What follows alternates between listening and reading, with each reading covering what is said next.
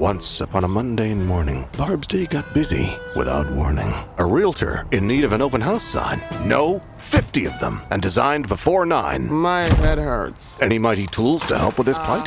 Aha! Barb made her move. She opened Canva and got in the groove. Bulk creating Canva sheets. Create 50 signs fit for suburban streets. Done in a click, all complete. Sweet! Now, imagine what your dreams can become when you put imagination to work at canva.com.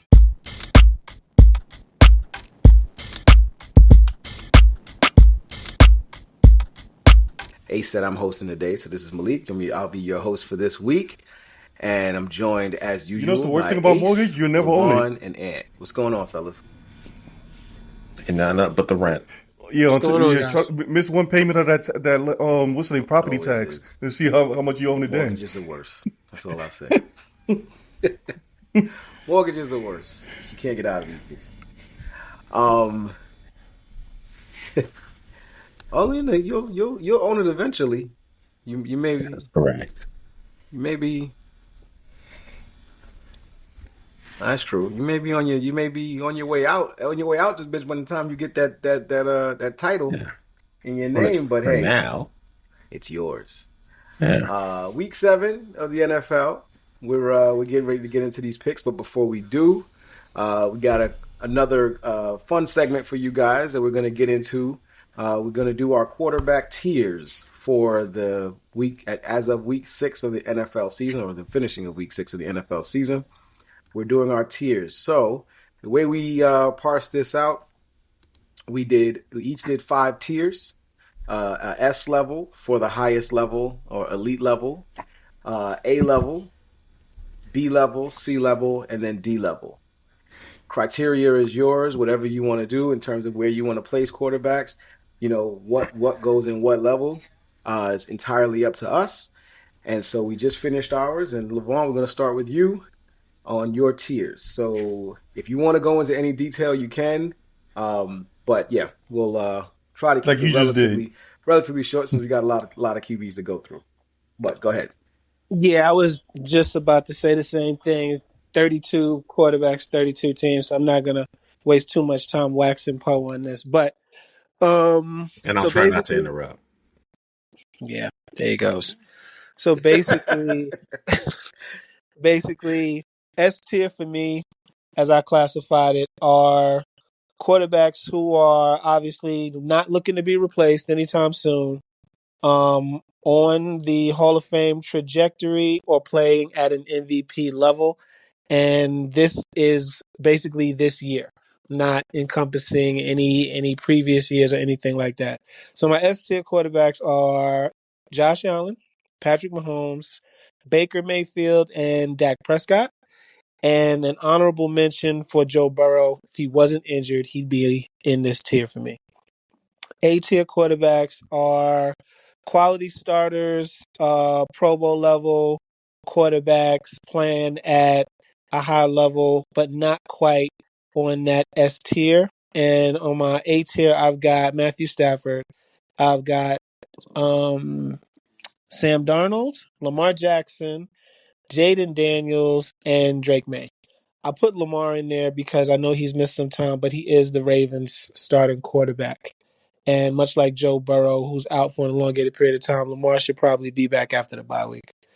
B tier are quality starters, also not looking to get replaced, but at one time or another, had a hiccup or have holes in their game and have a lot left to prove. And my B tier is Trevor Lawrence, Daniel Jones, Jalen Hurts, Jared Goff, and Jordan Love.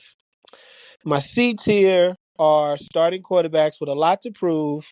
Their jobs are not secure, but they've shown enough, and these teams are hoping that they're going to be the future of their franchise. And in that tier, I've got Caleb Williams, Bryce Young, Bo Nix, Michael Penix Jr., C.J. Stroud, Caleb. What's Ward's first name? Jesus. The Titans Ward. I got Cameron. Cameron. Cameron Ward. Cam Ward. Kyler Murray and Jackson Dart in C level. And D, are the quarterbacks that are just placeholders, either on their way out, or they're placeholders for teams that are looking for quarterbacks long term, or they're on their way out, or they are just not very good.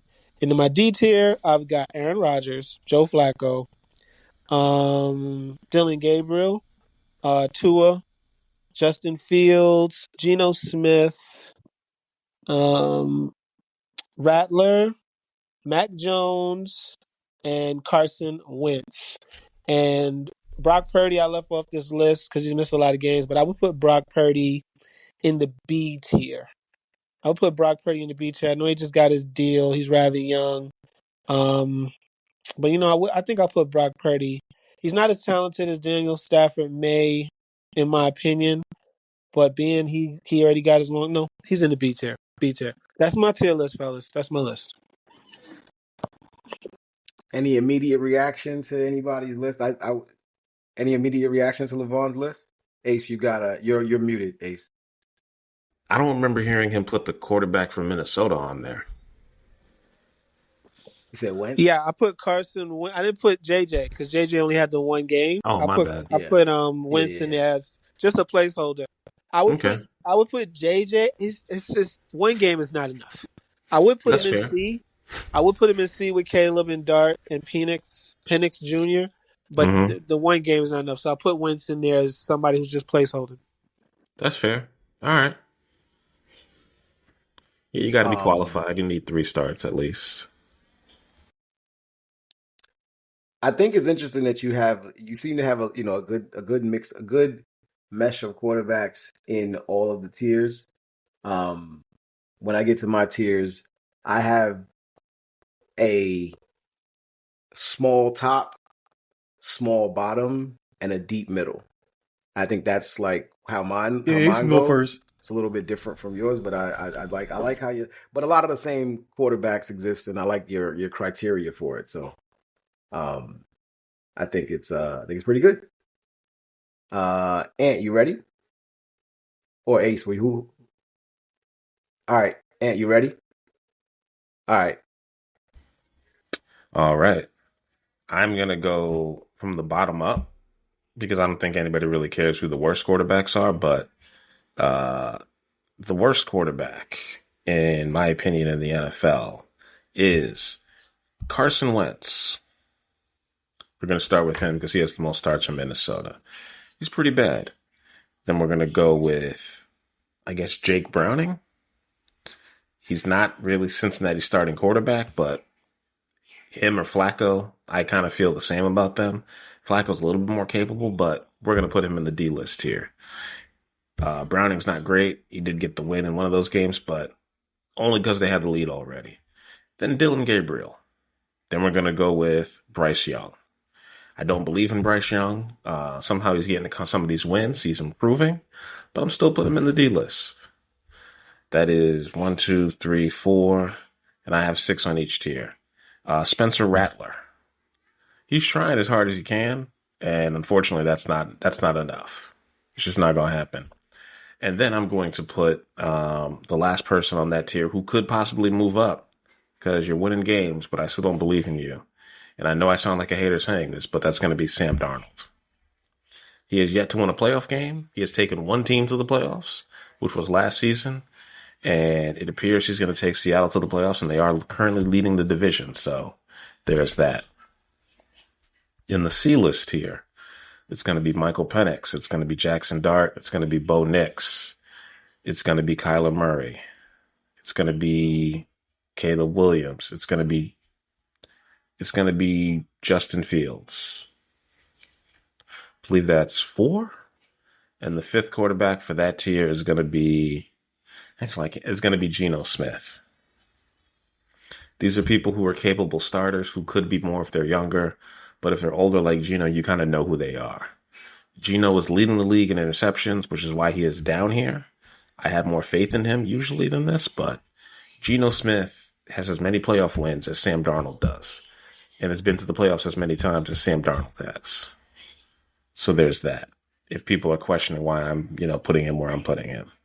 On the B tier list, these are quarterbacks who you're going to have to give them franchise quarterback money, even though they're not franchise quarterbacks.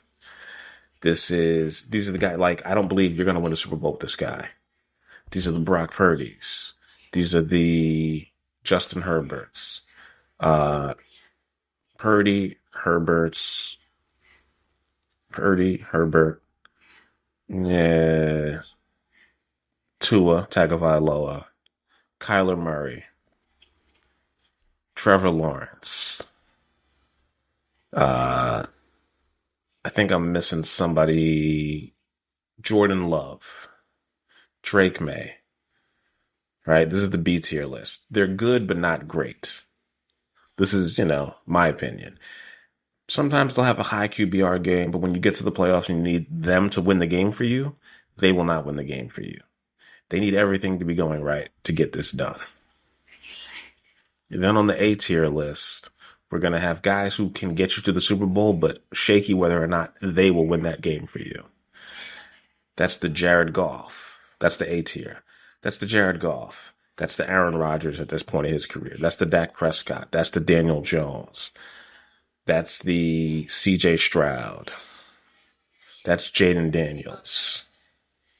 These are guys that will get you there, but we don't know if you have what it takes to actually get us over the hill. Did I name Jordan Love already in the tier below this? Yeah. Okay, I just wanted to make sure I didn't forget anybody. And then in the top tier, on the S tier, we have the obvious, which is Lamar Jackson, people who you believe are franchise quarterbacks and really should be there and should be getting all of this money. Their teammates believe in them, their teammates trust them, and the receivers may be upset that they're not getting the ball all the time, but that may more have to do with coaching than it does the actual QB. And that's going to be Lamar, that's going to be Matthew Stafford, that's going to be Josh Allen, that's going to be Mahomes, and for Cincinnati, if he was healthy, as LeVon pointed out, that's going to be Joe Burrow. And I believe I've named every single quarterback in the NFL.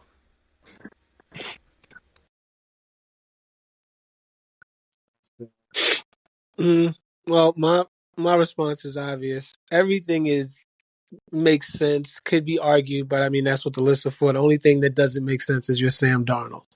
You got Sam Darnold way too low.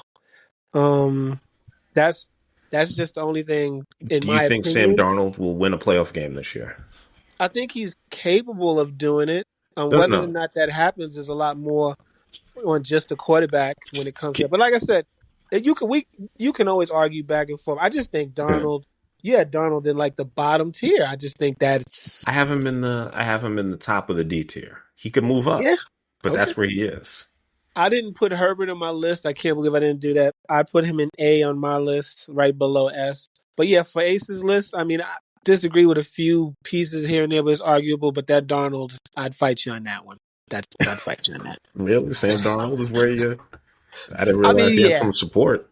D for Sam Darnold, that's tough. That's tough. Huh? See where he lands in the other two in mine and Ann's. And you ready, or you?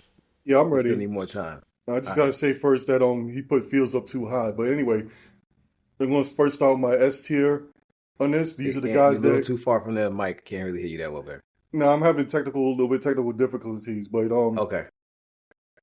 As far as for Ace's list, I quite think he has Justin Fields up too high. But as far as for my S tier, these are the guys that you put them on any team with the right coach. In my opinion, as of right now, as we're recording, these guys will basically win the Super Bowl here. That'll be Patrick Mahomes. That'll be Josh Allen. That'll be Lamar Jackson. That'll be Jalen Hurts. And you can also add in Baker Mayfield. He actually moved up to that level of how he's been playing this year. As far as for my A tier, that's going to be Dak Prescott, Sam Darnold, Jared Goff, Justin Herbert. Those are the ones that's going to be on that one. As far as for the B, that's going to be Drake May. That's going to be Matt Stafford. That's going to be Daniel Jones. That's going to be CJ Stroud. As far as the C level, that's going to be Jordan Love. That's going to be Jaden Daniels. That's going to be Aaron Rodgers. That's going to be Mac Jones.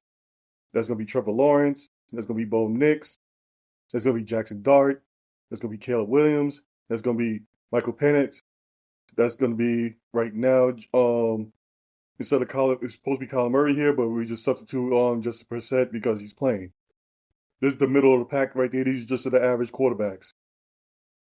As far as for the expendables, the replaceables, the honorable mention is Cam Ward. He's still got to say, he's still got a whole season before he can move up or move down or whatever.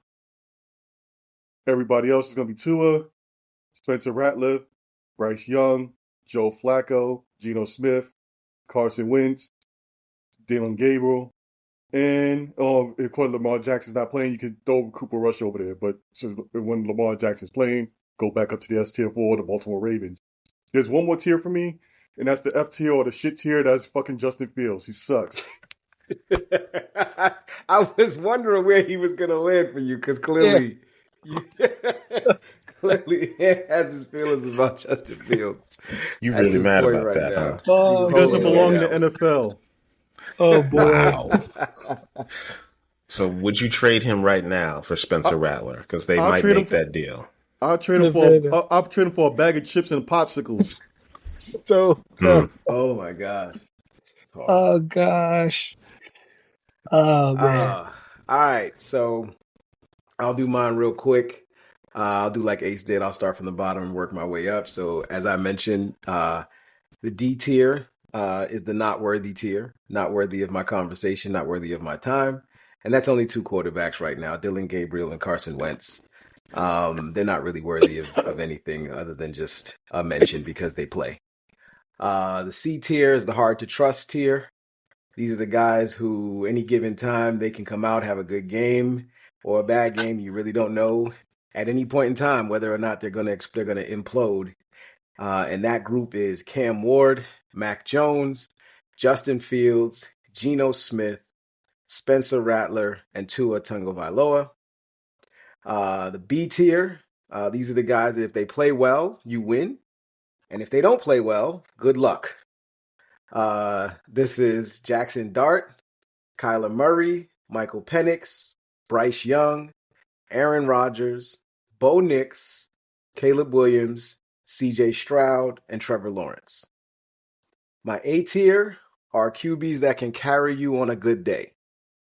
This is Drake May, Jalen Hurts, Jordan Love, Jaden Daniels, Jared Goff, Daniel Jones, Sam Darnold, Justin Herbert, Matthew Stafford, Dak Prescott, and right now, based off of how he's played this season, Lamar Jackson, and then the first person in that group is Baker Mayfield. And then finally, my S tier are the truly elite guys. These are the guys who coming in, it's going to be a rough night when you play these dudes. And that's the top three. That's Burrow, Allen, and Mahomes. So that's my group. That's my listing. Any initial thoughts other than that? Well, I didn't get a chance to say anything about Ants, but I don't understand why he has so much faith in Drake May. Drake's up and coming. Because he put Drake May like right behind Baker Mayfield. They're not on the same level. Drake May's on a different level. No, I understand, but like you have him behind Baker Mayfield, and I'm like, Baker's won playoff games. Drake May was in the league last year. Actually, no, I didn't have him behind Baker Mayfield. Baker Mayfield, I put him in my S tier. Drake May, I have him in my B tier. Oh, my bad. Okay. Yeah. I question Ant's placement of CJ Stroud. You don't have much faith. Like I think I forgot CJ. You don't like him on my B level? No, I think you put. I mean, I wouldn't have put CJ that high. His play has been pretty poor, except for like the last game. And you put him above Jaden Daniels, which was pretty interesting. But Jaden's only in year 2, so I can see it. You got a lot of faith in Carolina's QB. I keep forgetting homeboy's name. Bryce Young. And Young. You got a lot of faith in Bryce Young. We could win on a good day. He's played good and they've still lost. So I'm just saying, like, it ain't on him. But that's. I mean, we've talked about this over the season. His whether he's good or not is a function of to some degree a function of the team and the talent that he has around him, that or lack thereof. But one thing that you can say is that if he does play well, they'll compete and they'll give you a good day. If he doesn't play well, they're gonna get smoked. But if he plays well, you're either gonna get a competitive game or you may actually turn around and get your ass beat. You know, with the way Rico Dowdle's running the football, all he really has to do is just play good complementary ball, and they can win more games than they lose. You know, that's why I say Bryce is a bit of an anomaly. That's why I put him in that same grouping with Lawrence, with Stroud, with Caleb, with Nix, and those guys, because if they come out and have a really good game, I want to be super supportive of what everybody's list says, because we could argue our list down like we do everything else. But I mean, Malik, any quarterback in the NFL, if he plays well, is going to be hard to beat. I don't mean just if he has a good game. I mean like what are we saying? We're watching the Steelers right now, right? Mm-hmm. A good game from Aaron Rodgers today might be 240, 2 touches, and no picks, right? To me, that's a good game from him. But that's not playing well enough to win football games when you have to go against those guys that are above you. See, I'm always doing it relative to the guys that you're playing against. So if Bryce Young has to play against, for instance, who they played last week? They played Dak. Cowboys. They played the Cowboys. Yeah, they right? played the Jets this week. Yeah, let's use that example. He didn't outplay Dak, but he played good. Yeah. But he played good. And Rico Dowdle ran for 200 yards. That's what. Yeah. So when he plays well, if Rico Dowdle doesn't even if Rico Dowdle runs for 250 yards, if Bryce is out there throwing picks, it ain't gonna matter. Dak gonna beat you. You see what I'm saying? So that's what I'm saying about like they don't have to play elite, but you need them to play well in order for you to even be in the game. Because if those guys don't play, like I've watched Matthew Stafford have bad games. And they've got the coaching, they've got the defense, they've got the other guys that can help them win, right? Look, much as I hate on Baker Mayfield, has a bad game. The Rams are losing. The Rams is not necessarily. Josh Allen had a bad game, and the Falcons beat him. If any quarterback doesn't play well, that team is going to lose in today's NFL. Okay, all right. What I'm saying, it's to me, S tier. The difference between SA and all the levels is which quarterbacks play well the most. Which ones are, it's a guarantee. But to say if this such and such plays well is 200 yards, 2 tutties, no turnovers. What NFL quarterback can give you that line and that team is not in a position to win a football game? Stats aside, so here's what I'll say. Stats aside, everybody in my A level, when they're on, they carry the team. They carry the team. Okay. They carry their team multiple. Everybody in the B level, even when they're on, they need help. That's what I mean. Okay, I get you. I get that. Okay, that makes more sense. B level needs help. A level not so much. Or top level. I got it. Okay. I thought you meant like they have to play well or their team loses, and I'm like, well, that's every quarterback pretty much in the league, even the great ones. You know. Yeah, so maybe I worded it incorrectly, but that's what I meant. Yeah, but everybody's list. I will say this. This is crazy. But on all of our lists, the Daniel Jones ascension, the variance is wild. Is wild stuff.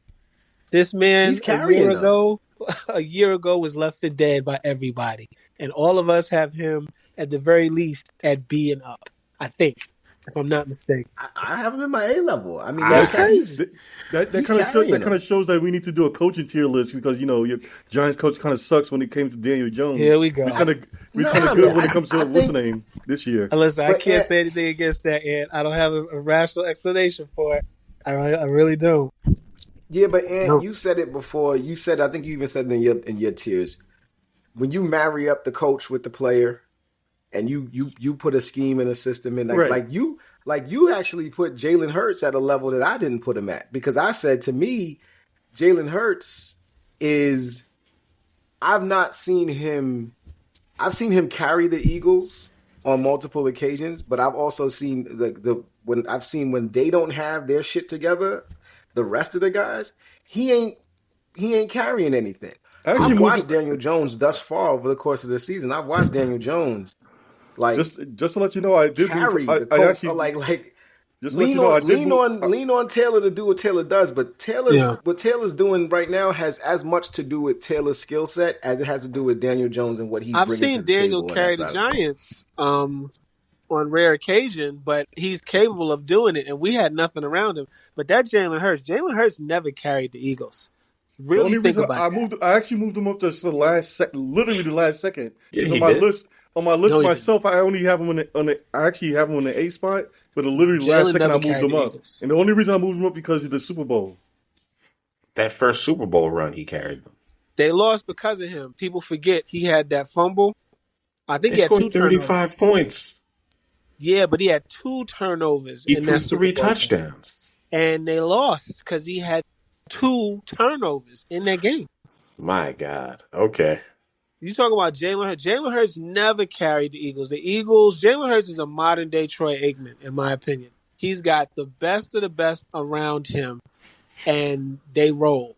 Like, his offensive line is top notch. He's got the best running back in the game. He's got 2 1A receivers. He's got a capable tight end. He's got an A1 defense that had 2 and 3 pass rushes rotating in and out. 2 Pro Bowl, All-Pro defensive tackles. So, no, Jalen Hurts is not on that level. Not like Mahomes, not like Allen, not like Rodgers in his prime. No. No, that's why I will not say he carried. I mean, look at him now. They need him to carry now. Jalen Hurts has a He's ring. That's the going only a reason whole I moved him half up. without throwing. What was that stat? He had like no passing yards and a half. I don't even remember the stat. He Yeah, it was threw the negative. ball Like 9 times in -1. 1.5. Yeah, negative negative 1 passing yards yards per half. in like a half. He is They not. only threw the Jalen ball Hurts 12, is 10 times or the something. Yeah. definition of a system quarterback. For years it was Tom Brady until he worked his way out of it, and Jalen Hurts is now that, in my opinion, system quarterback. Okay. All right. He's not Dak Prescott. All right. Dak Prescott has no defense, and the Cowboys are in every game. Half his offensive line is hurt, and they're in every game. Who's their running back? Every game. No CeeDee Lamb? Every game. Javonte Williams. Javonte Williams Javonte from Williams is not Denver. Saquon Barkley. Well, you asked I who their know, running back said I is. know he who was. his running back is. I just did that for a You fact. asked I who know it who their running. I know it. They got to the Super running Bowl back. with DeAndre Swift as their running back, and he had barely over 1,000 yards. He didn't have Yeah, a but they 2,000-yard lost. back the first year, But they he lost. got him there. And they beat lost. the vaunted San Francisco 49ers. And if he wouldn't have dropped that ball, they probably would have won. They lost. Wow. When did they win? When Saquon came and was running over everybody and almost broke Eric Dickerson's record if he didn't sit out that last game against us. And they rolled and they won.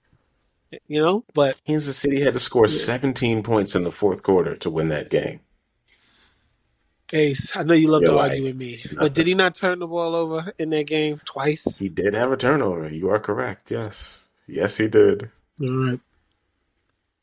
All right. All right. Well, tell us what you guys think. You know, listening. When you listening, you like, subscribe to the podcast, and then let us know what you guys think in the comments on our YouTube page. All right. Let's get into this week 7 slate of games. First off, we'll recap week 6, how everybody did there. Rough week for everybody, myself in particular. Ace finished 6-8 and 3-2 on his locks. Ant finished 5-9.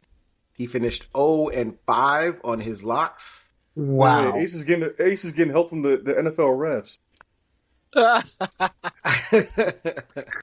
I finished the week at 4-10 and 1-4 on my locks, and Levon finished at 6-8 and 2-3 on his This will locks, not tied with stand. Ace.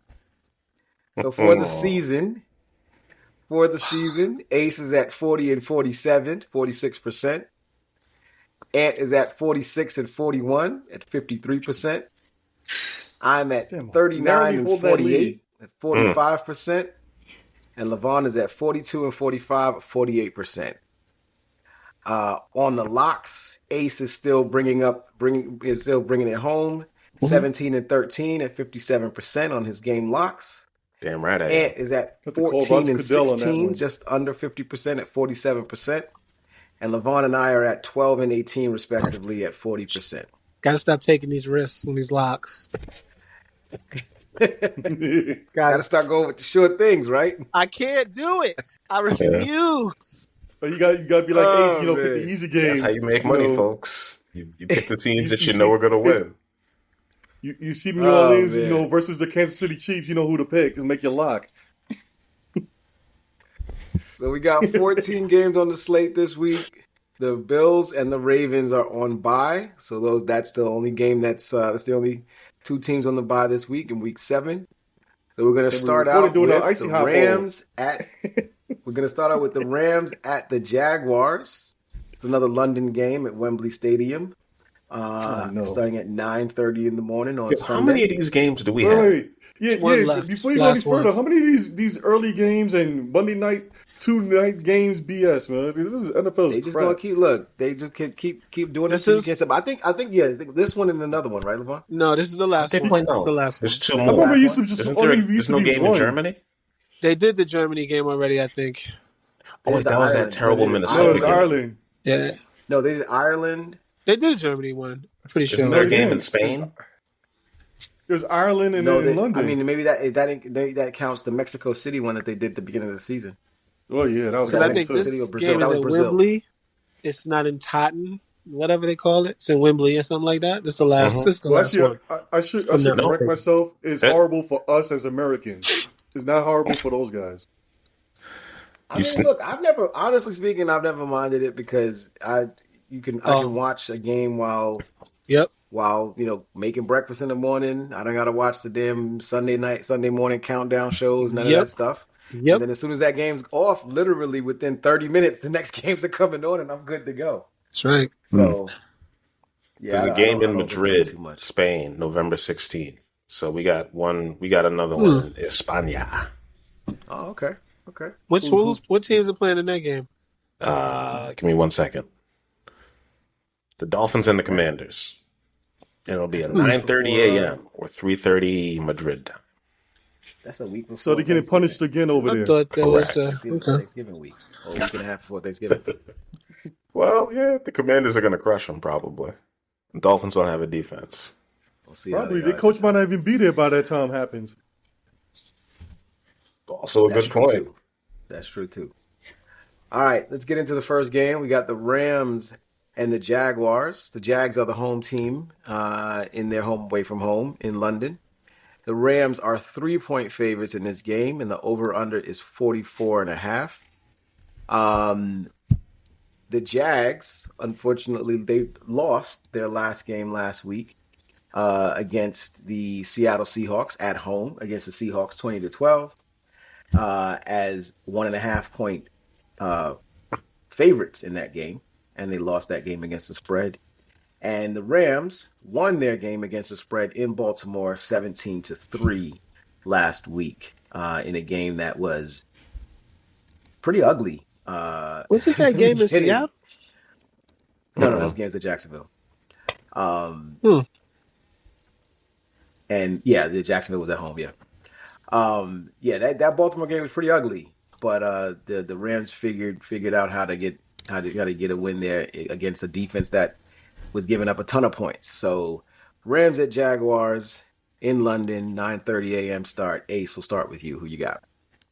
I am taking the Jacksonville Jaguars in their home away from home. They got the most fans in Europe outside of, I think it's the Steelers somehow. I keep watching all of those videos they keep making everybody over there. I find it interesting. So the Jags go over there the most. So a lot of people have just become Jaguars fans. I don't know, no rhyme or reason. It's kind of random. Because they play over there every year, right? And I think it's because Shad Khan owns a piece of the EPL team, but so does the guy who owns the Rams. But they hate him, so they're not fans. The Rams. Yeah, they hate Stan Kroenke because he's messing up. I think it's Liverpool or another team, but yeah, they hate Stan Kroenke's guts if they're playing in London. Yeah, it's not a good place for him. But point being, I'm going with the Jags because if you can only put 17 points up against the Ravens when Snoop Huntley had to come in and save the game, yeah, I can't imagine what you're going to do against a much better defense. All the way in London and having to travel and being thrown off with your time clock and all of that. So the Jags actually have a pretty good pass rush. I'm going to go with them. And they're getting 3. Yeah, I'm gonna go the other way here. I'm gonna go with the Rams. I think the Rams did they did one smart thing this week. They didn't actually travel back. So remember, they played in Baltimore last week. They did not travel back to LA. They stayed on the East Coast. So they actually stayed in Baltimore all week and then traveled over. I think they either traveled over yesterday Thursday. Today we're recording on Thursday, or they'll travel over tomorrow to London. So they're not dealing so much with that long trip over, which may help them. And just as like we did our QB tiers here, we all put Matthew Stafford in the A or in the high level B tier, because you can trust that he's going to come out and have a relatively decent game, even at this point in his career, to take advantage of his receivers. The only thing I would question here is Puka Nacua. Looks like he did turn an ankle last week. He is questionable for this game. He is yet to practice. Yeah, he hasn't practiced this week, so that might be something to turn on. And I think that this line might go down if he's identified as being out for this game. I think it might go down to 2 or even 1.5, in my opinion. But if Puka's out there, I like them to be able to, put enough points together to get this win. I don't think Matt Stafford's going to be bothered by the pass rush. He's seen it all, been through it all, so I don't think that's going to happen. So as long as he's healthy and they're out there, I think the Rams take this. So I'll take the Rams. I'll give the 3. Not locking this in though. And I like the under. I like the under in all these London games, honestly. And Yeah, I'm taking the Rams as well on the under. Just like you said, Puka is going to be hurt, or he might be hurt. He doesn't know. You don't know if he's coming in. One thing to look out for is going to be Travis Hunter. The coach is talking about that he might get more snaps as receiver. So you see what happens over there. They might be little by little be moving him over to receiver. Never see what exactly happens as far as him down the road. But as far as this game is concerned, I'm definitely going to be taking the under in this one, taking the Rams. No lock. yeah, I heard a joke about Travis Hunter saying that when the Jags thought they drafted 2 players, and so far they haven't even drafted 1. So LaVon, over to you. Yeah, I'm gonna go with the Jags. Everything that Ace said was pretty much echoed same sentiments. I like them to bounce back after a tough loss last week against Seattle. And I think this is going to be a high scoring game because the previous games over there have been pretty low scoring and uneventful. I think this is going to be the one game that puts American football in a positive light for those over yonder, over the pond. And my daughter's going to be traveling over there tomorrow. So she's going to be over there in London. Nice side fact there. Has nothing to do with my pick, but I just thought I'd mention it. Her school is taking a trip there. She's going to be there all week. I'll take the Jags, and if Puka is not playing, it's a lock, but I'm not locking this in. But if Puka is not playing and he hasn't practiced and that's an ankle and he needs those, it's going to be a lock for Jacksonville. So he needs those. Possible lock. We never know. I mean, it's like Sunday morning, and Malik is absolutely right. I'll take these 9:30 games over having to listen to 3 hours of pregame pomp and circumstance any day. So give me all the 9:30 games and get rid of all the pregame stuff.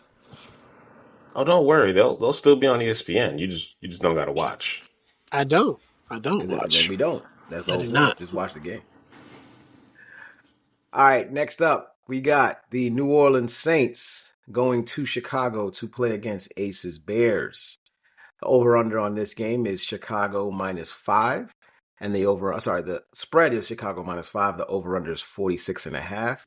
The Bears won in dramatic and interesting fashion last week against the Washington Commanders in Washington, got their revenge on Monday Night Football, and New Orleans lost a crushing defeat to the New England Patriots at home, a game that they had they were definitely well within scoring distance or striking distance to win the game.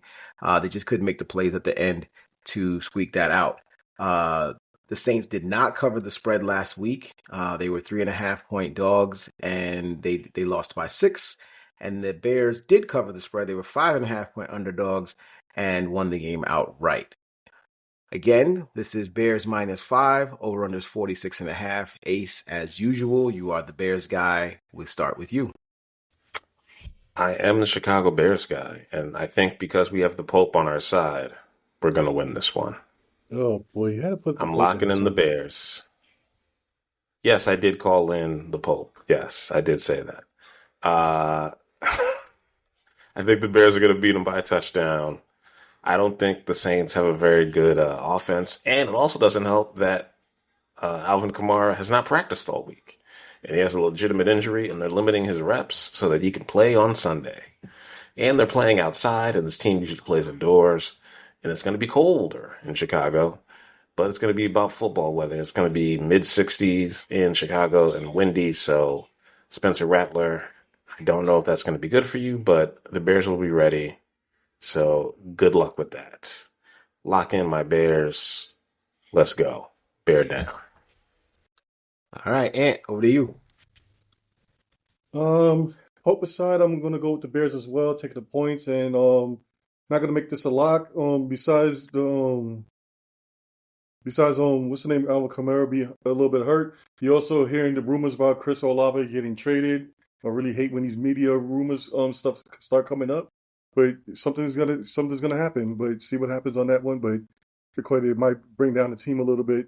And just like Ace brought up, they're gonna be not playing in the dome. They're gonna be playing in Chicago's cold weather, and that might be a factor in it. So I'm gonna take Chicago on this one. It's almost a clean sweep here. The last time the Saints were on the road, they lost to Buffalo 31-19. The week before that, they were in Seattle. They lost 44-13. This is not a good road team. At home, they've actually been pretty difficult to take out. So they've lost 2 of 3 at home. They've only won 1 game so far this year, but all the 3 games that they played at home were within 1 score. When they go on the road so far, this team doesn't travel well. So I'm going to take the Bears as well. I think they smoked the Saints, unfortunately. I'll be watching this game with bated breath, hoping that the Saints are able to pull it out, for multiple reasons, because I just don't want to see the Bears creep up into the standings in the NFC North. But I don't see a reason that you can trust what you're seeing from the Saints right now on the road. In the dome, they've got a little bit more juice to them, but not right now. So I'm going to take the Bears, and I will take the under in this. I think the 46.5 is a little bit aggressive, so I'll shoot for the under, but no lock for me. LeVar. Take the over. We're going to drop 50 on them. Ant and Ace sound like I did when I was trying to call this game when they played against Buffalo. Dome team, outdoors. And all they did was play Buffalo close the entire game except the fourth quarter. And even though Buffalo is struggling, the Bears are no Buffalo Bills. I am going with the Saints, which gives me an opportunity to make up ground on all of you since you all picked the Bears. I think the Saints play everybody tough this year. They're trying to find out how to figure out how to close and win these games. The only win they have was to the benefit of 5 turnovers at home. But Chicago, still, new head coach, young quarterback. I don't really know what they do or can count on to do consistently. That'll have me, without a doubt, thinking that they're going to just beat this team outright. And all bad teams are due to get their first or second or third win sooner or later. And I think this is as good a time as any. The Bears are coming off a very emotional win against a good team, and they might be looking past the Saints team that everybody thinks is the doormat of the NFL. So I'm taking the Saints, and even if they lose, I think it'll be a very close, within 3 points, last-minute field goal type game. So let me give me the Saints, and I picked the under. Next up, we got the Dolphins at the Browns. the Browns are 2.5-point favorites in this game. I know that is not a mirage. The Browns are favored in a football game, in a professional NFL football game. They're not playing a college team. They're playing another NFL team, and they are favored. The Browns are favored by 2.5 points over the Dolphins in this one. The over-under is a paltry 37.5. So you can tell what Vegas thinks about the scoring in this game. The Browns are coming off of a defeat in Pittsburgh last week to the Steelers. They did not cover the spread. They were 6-point dogs in that game. They lost that game 23-9, in a game where they did not look. It was actually surprisingly, it was relatively close early. Yep. Defense was playing well early. It was a close game, and it just got out of hand because the Browns couldn't score. On the other side, Miami lost to the Chargers 29-27. I think that was 2 weeks ago. Are they coming off their bye? I can't tell if they're coming off their bye. No. Are they coming off their bye? Because then they have that Tua had that meltdown, and he blamed the coaches and the press conference. leaders on the team. Yeah, that was last week. He didn't blame the coaches. He blamed teammates for not showing up to players-only meetings. He blamed the leaders on the team. You're the captain of the team, so if anybody's can mess that up, that'd be you because you're the team captain. So they're not listening to you. It's funny how, when the Eagles, they have their little dust-ups, because they're good. Like, everybody wants to talk about the Eagles, but, Tua literally, he roasted the entire freaking team. Yeah. Not him. He's like, it wasn't me. This time wasn't my fault, but everybody's like, oh, man, come on, Tua. You're better than that. Just, do better. Tua, he did apologize. Over-under here is 37.5. Ant, I'm going to start with you. Browns hosting the Dolphins, 2 1-4 teams or 1-5 teams. What you got? I was trying to remember what movie it was so I can make a little witty on it, but where the quarterback, where the offensive line just moved out the way and the quarterback got his ass knocked. And we can't hear you at all. Can you hear me now? At all, no. I'm having a little trouble. Nope. I am talking louder. Put your mouth all right, on we'll the raise mic. your levels on Pause. Wow. That just doesn't sound right. I get him to respond. Hey, yo, come on. Do something here, buddy. You're whispering. This is not that kind of podcast. No, I'm not whispering. It's just it's something wrong with the connections. But anyway. Okay. No. Oh, man. That just kills everything right there. Well, anyway, I think what's going to happen in this game is that, the first play, the offensive line is going to move to the side and let Tua get his ass rocked. So that'll be the apology accepted. But after that, I want to go with the Dolphins on this one. I want to take the under in this one. They're the more talented team. And I have a side bet here that Shedeur Sanders is going to come in the second half. So Dolphins in the under. Little Shedeur Sanders action on that one. Okay. LeVon. It's hard for me to say. I might agree with what Ant said, but I couldn't hear anything he said. So I don't know. Who do you pick? He took the Dolphins. Took the Dolphins in the under. All right. I'm going with the Browns. The only thing the Browns don't have right now is an answer at quarterback. That's a lot of teams, but they play good defense. They got an effective running game and capable receivers if they had someone to throw the ball to them. And they're looking for that. And is it Gabriel? We don't know. Will we see Shedeur? We don't know. But I know the Dolphins are a complete dumpster fire. It's not going to be long before that team starts to quit on itself. The quarterback is saying things he shouldn't to the media. They've got players on the trade block that they shouldn't be putting on the trade block. Jalen Waddle just signed an extension. It's not supposed to be on the trade block. It's bad over there. So I'm taking the Browns and the over. I'm taking the Browns on the under. I like everything that you said, LeVon. I completely agree with. I think basically, it comes a time with, everybody's got to get, like you said, everybody's got to get their win. This will be Dylan Gabriel's opportunity to get that first win of his career against a team that's in shambles, that's not, then they're not figuring anything out anytime soon. They've played bad, and they've pretty much just played horribly in all facets of the game. They don't have their best player in Tyreek Hill. Their running game's been a bit, just up and down. Achan hasn't been the star running back that people believed that he could be 2 years ago. So I believe that the Browns should be able to get this win. And we did hear from Myles Garrett last week after that loss against Pittsburgh, and started to hear his frustration about the offense and about the offense's inability to get things done.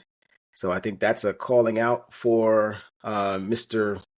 The head coach over there. Get your act together, because they're paying me $45 million. I'm busting my ass out here. We're actually making stops on defense, and your side of the ball is fucking everything up. I'm gonna go down as Cleveland royalty. Whether he's gonna go down as the Joe Thomas on the defensive side. Whether Kevin Stefanski is here or not. So Kevin Stefanski's got to get your shit together and get a win. So I'm gonna take the Browns, and I will take the under in this one. Ace, can you hear us now? Okay, it's on you. We can't. You're muted. You can't. Yeah, you're yourself. muted, man. Okay, now you're. Just do what Yeah, you're LeVon still said, told me to do. Ace, you are muted. I can't unmute you. He says he knows that he's muted, but I don't have the leverage to unmute you. Hey, I It's don't the know. button that looks like a microphone. The one that looks like a microphone.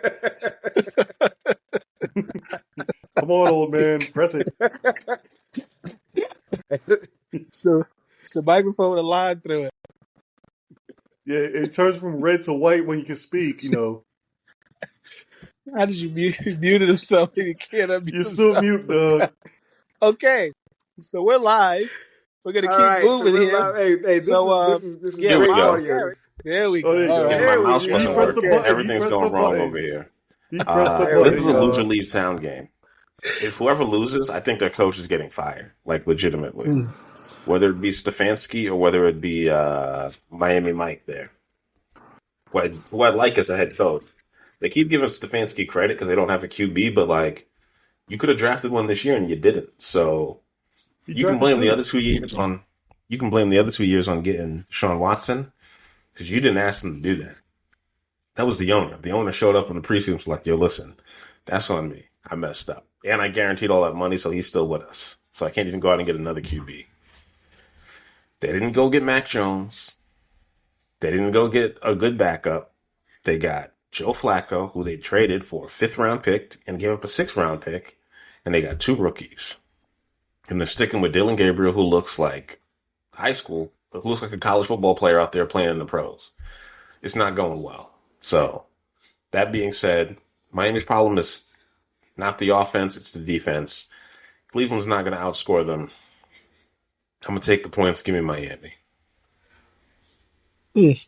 Right. We had some fun with that. Fun at Ace's expense. All right, Raiders at the Chiefs. The Chiefs are at home, so this point spread right now is 12. The 40 and the over/under is 45.5. If you add in the refs, the NFL and the refs, you should make this spread Chiefs minus 17 because just give them an extra 5 points because that's basically what they're good for. The over/under is 45.5 again. This game is on a Sunday afternoon, so it's not in prime time, so no reason for the refs to give the to cheat in the Chiefs' favor, but they might still do it because, it's perfectly not everybody's going to be watching this game like they were last week.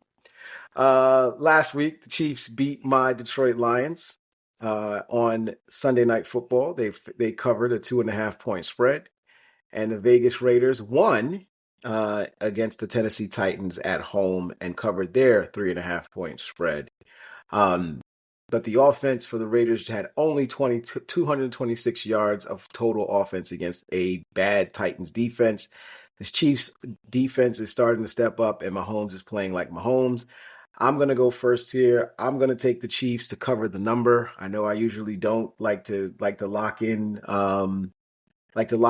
large point spreads like this, but I'm gonna lock this in because I believe that the Chiefs will either cover or the NFL will force the Chiefs to cover. So I'm going to lock in the Chiefs and the over in this game because I also think that there's obviously some rivalry here between these two teams and these two organizations. They don't like each other very much. So the opportunity to go out and beat the brakes off of your opponent, especially with them still not having Brock Bowers, is a chance there. I know that the Raiders tend to play KC pretty close, and this is a divisional game.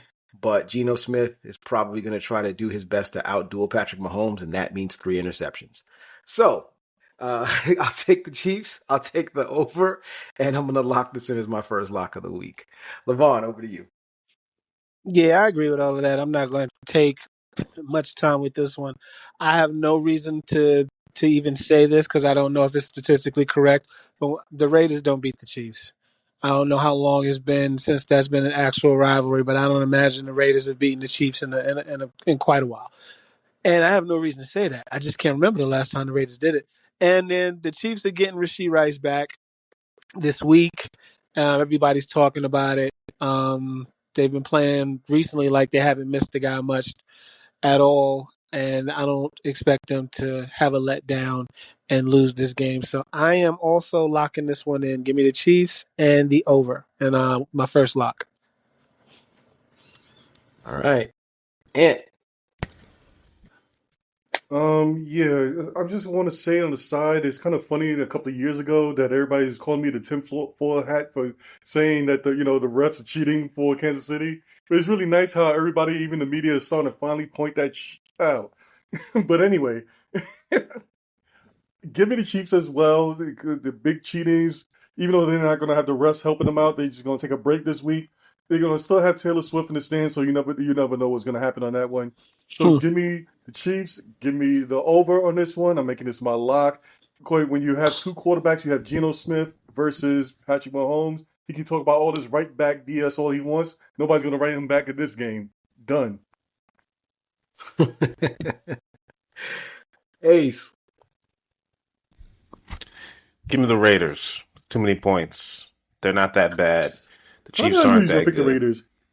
Because they're getting 12.5 points. That's why. That's a lot. That's why. Yeah. Nobody's covered a spread. Nobody's getting that many points that's covered a spread that big all season. And it's not going to happen now. So, It's hello? almost Can you hear me? happened. So we can. We can hear you. It's almost We can happened hear a you. couple of times. Okay. But you're right. You're right, though. So, because they haven't covered, and also even in some of the games they won, they've only covered, I believe it's 3 times all year. So yeah, give me the Raiders. For whatever reason, they always play the Kansas City Chiefs real tough. They beat them 3 years ago with a much, much worse quarterback than Geno Smith. And this team is capable. So we'll see. We'll see how it goes. And their defense is much better. And I think Max Crosby gets up for this game. So we'll see. All right. All right. Next up, we got the Eagles and the Eagles and the Vikings. The Eagles are 2-point favorites on the road at Minnesota. Just getting to this game really quick. The line's either 1.5 or 2 points, depending on where you are. The over/under is 44. The Eagles are coming off of a loss last week on Thursday Night Football in New York against the Giants. That was the Jackson Dart and Cam Scatterboo breakout performances. Meanwhile, the Vikings won their last game in London against the Cleveland Browns. They're coming off their bye. They won the last game in London against Cleveland, 21-17, in a good, solid game by Carson Wentz. The Eagles are reeling a little bit. Everybody's plotting on their demise as an overall organization. But right now they're only 2-point favorites on the road against the Vikings. and their former quarterback Carson Wentz. Revenge game for Carson. Ace, who you got? I'm taking the Eagles. Carson Wentz is not getting his revenge. The Eagles defense is going to have to step up and get some pressure on the quarterback. And I think Brian Flores' offense is a bit overrated because Cleveland actually looked okay in that game. Dylan Gabriel operated the offense okay. And Jalen Hurts is a much better quarterback than that. And he knows what to expect. So I'm going with the Eagles, even if they're on the road. But it's in a dome, so I think that favors them. And I think Saquon's going to be able to help them out a lot, and they're going to fix their offense. They got to let Sirianni's got to start calling these plays. All right, LeVon. The Eagles have lost their last 2 games to the Giants and the Broncos. And they're outside of Miami, I think that is probably the most, I don't want to say dysfunctional, but there's things going on in that locker room that are not conducive to winning football. They don't look like a team united. There's a lot of pressure. There's a lot of questions as to why things are going wrong and not a lot of solutions. And they don't seem to be unified or rallying behind any one or two individuals. I have a hard time believing the Eagles are going to lose 3 games in a row. Had a hard time believing they lost 2 games in a row, let alone 3 games in a row. They're a way more talented team than Minnesota. The only way they do lose this game is if they continue to implode.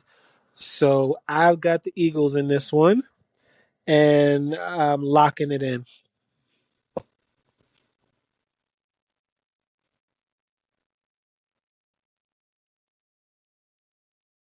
Uh-oh. Malik is moving. I Malik, are you just muted slipping now? in. Malik, you're I don't muted think he now. can hear us. But anyway, forget it. Sorry, and I'll it's just on you. I go. thought I wasn't muted. I'm sorry. Go ahead, and it's Yeah, on you you. were muted. I forgot to mention this about Kansas City. It basically applies the same thing with the Eagles. They got a little thing called, we're the top team or whatever. We're gonna coast it in and build up little by little. That's what Kansas City seemed like it was doing with their injuries. The same thing goes with the Eagles. They had their little turmoils, but it's called the Super Bowl fatigue after they're done. They're let down. They did their thing, whatever. It's little by little. It's gonna pack it in, get it build back up again, the same exact thing. So I'm going to take the Eagles on this one. I'm not locking this in. I'm going to take the over in this one. I think they're going to quite win this game outright, and things are going to keep on going. Yeah, they had the little backroom things they was talking about with Saquon and AJ Brown, even though AJ Brown was trying to say that he was in talking with them, whatever.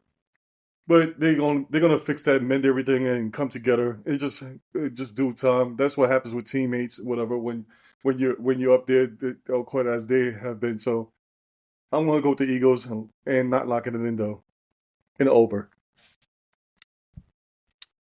All right, I'm the lone wolf here. I'm the only one here going with the Vikings. I want the points. I want the home dog. Levon Go mentioned. I mean, Birds. Ace mentioned something about the Vikings defense and Brian Flores' system. The Vikings defense is still second ranked in defensive EPA per play. And Philly losing last week to the Giants, they had to face the likes of Wandale Robinson and Lil Jordan Humphrey. And this week they have Justin Jefferson and Jordan Addison, and Quinyon Mitchell's likely may not play in this game. The Vikings are coming off a bye. They have an opportunity to be much healthier coming into this. I don't know. Actually, I feel like if JJ McCarthy does play, because he was practicing on a limited basis this week, if he does play, I actually think that bodes better for the Eagles, just because he hasn't had much opportunity to get any real game time play here. So I do think if Carson Wentz is out there, that they have enough to make things happen. And I, personally, feel like I want to see the big Saquon game before I'm ready to start picking the Eagles to win games now. So I'm not saying that the Eagles lose the game, but I think the game is really close, and eventually, and the Vikings are able to cover. So I'll take the Vikings. I'll take the over, but no lock. All right, we're going over to Panthers at the Jets. Anthony's Jets. I don't know if they're Anthony's Jets anymore because he's ready to fire and brimstone on Justin Fields.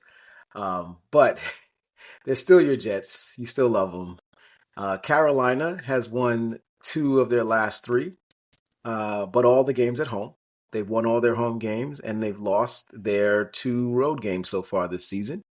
So they come into this game 3-2. While the Jets are unfortunately 0-6. They have not yet won a game. Their last game last week was a cover against the Denver Broncos in London, where they lost 13-11. The over/under in this game, the Panthers are favored on the road by 1 point, and the over/under is 42. Ant, coming to you now. Kick us off, loud and proud. Picking the Well, Jets, right? Well, the Jets going to have to face against Carolina Panthers and fantasy darling Rico Dowdle. It's going to be kind of hard for the Jets to actually win this game because they're going to be without Garrett Wilson. He, thanks to Justin Fields tossing that crappy ass pass, he wound up quite injured. But anyway, I'm going to actually pick the Jets on this one. It's kind of weird, but yes, I'm picking the Jets on this one. I quite after that um press conference that Justin Fields had, talking about he got to be a little bit more aggressive, the same yada yada BS that he gave through the offseason. I think he's going to have a little uptick, and we're going to get at least one win on this part here, and this is the perfect game to do that. Even though the Panthers actually played very good last week against the Dallas Cowboys, I think that this might be a game that they might be looking past the Jets because everybody's looking past the Jets right now because they play like a JV team. But anyway, I want to take the Jets on this one. I'm not going to lock this in. I want to take the under in this one, especially from last week. How the Jets, when they went to London and that was a low scoring type of game. I think the defense is starting to pick up a little bit. It was especially with the substitution of they having at the nickel and also with the quite insertion of JJ coming back as well. But anyway, even though with all the turmoils that's going on with the Jets with Glenn and also with the players talking about players getting traded, I'm still gonna go with the Jets on this one. I'm not gonna actually, you know what? I'm gonna lock it in. This is gonna be my second lock of the week. I'm that confident that the Jets gonna pull this off because this is a Jet thing to do. Jet to holiday. Ace, over to you. I'm locking in the Jets. This is my second lock of the week. I think I took Chicago for a lock. I'm taking this for a lock.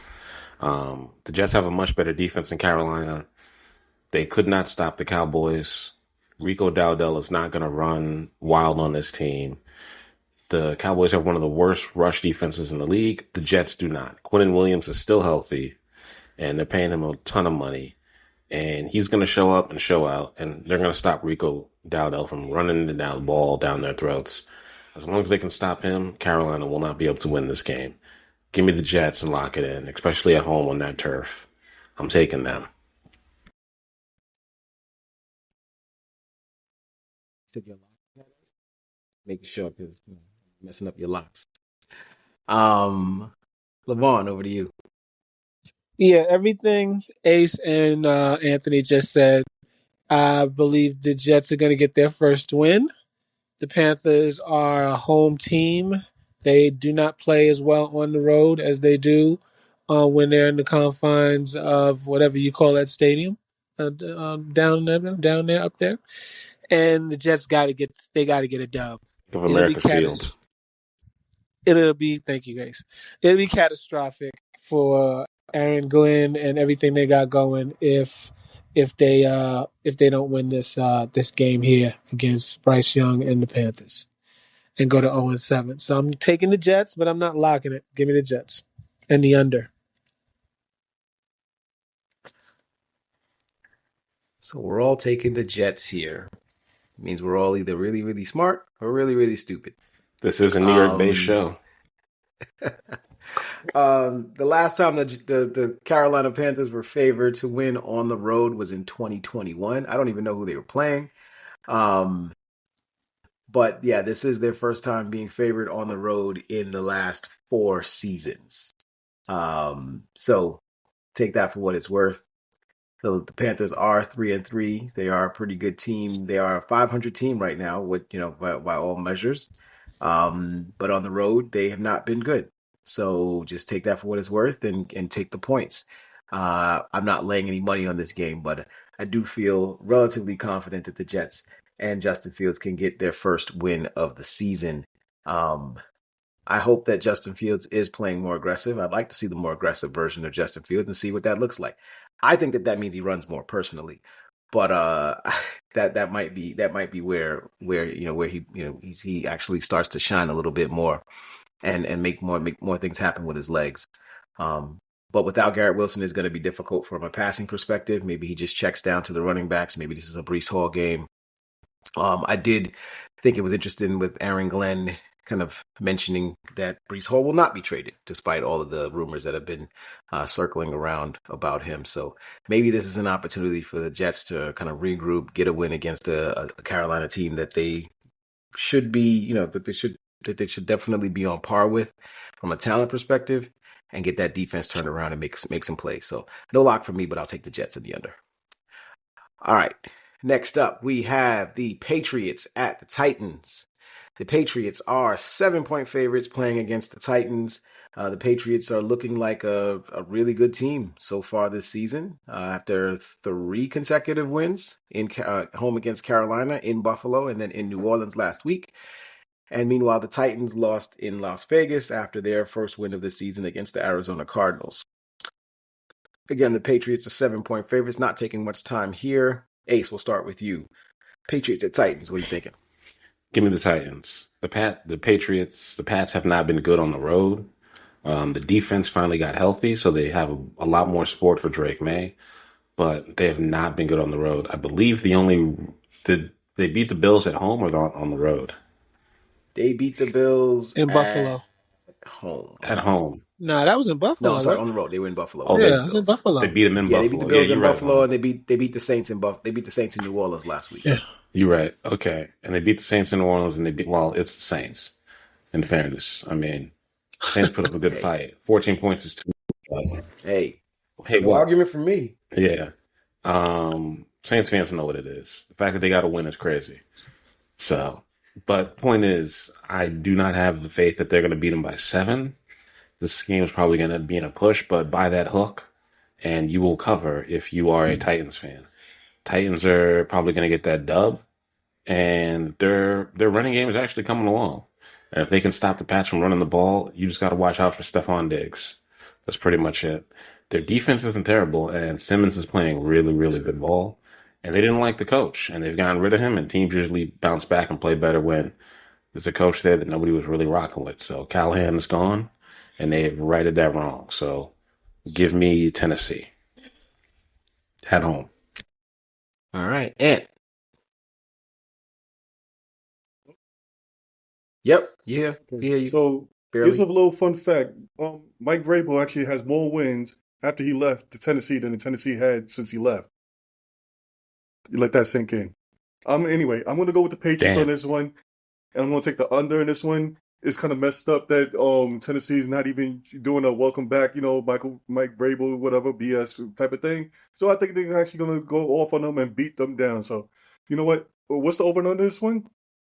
Just want to make sure. The over-under is 42.5. Yeah, I'm going to take the over then. So I'm going to take the Patriots. I'm going to take the over. This is going to be my third lock of the week. They're going to beat the snot out of them. Right. Levon. Yeah, Tennessee's bad. They're bad. They're a bad team.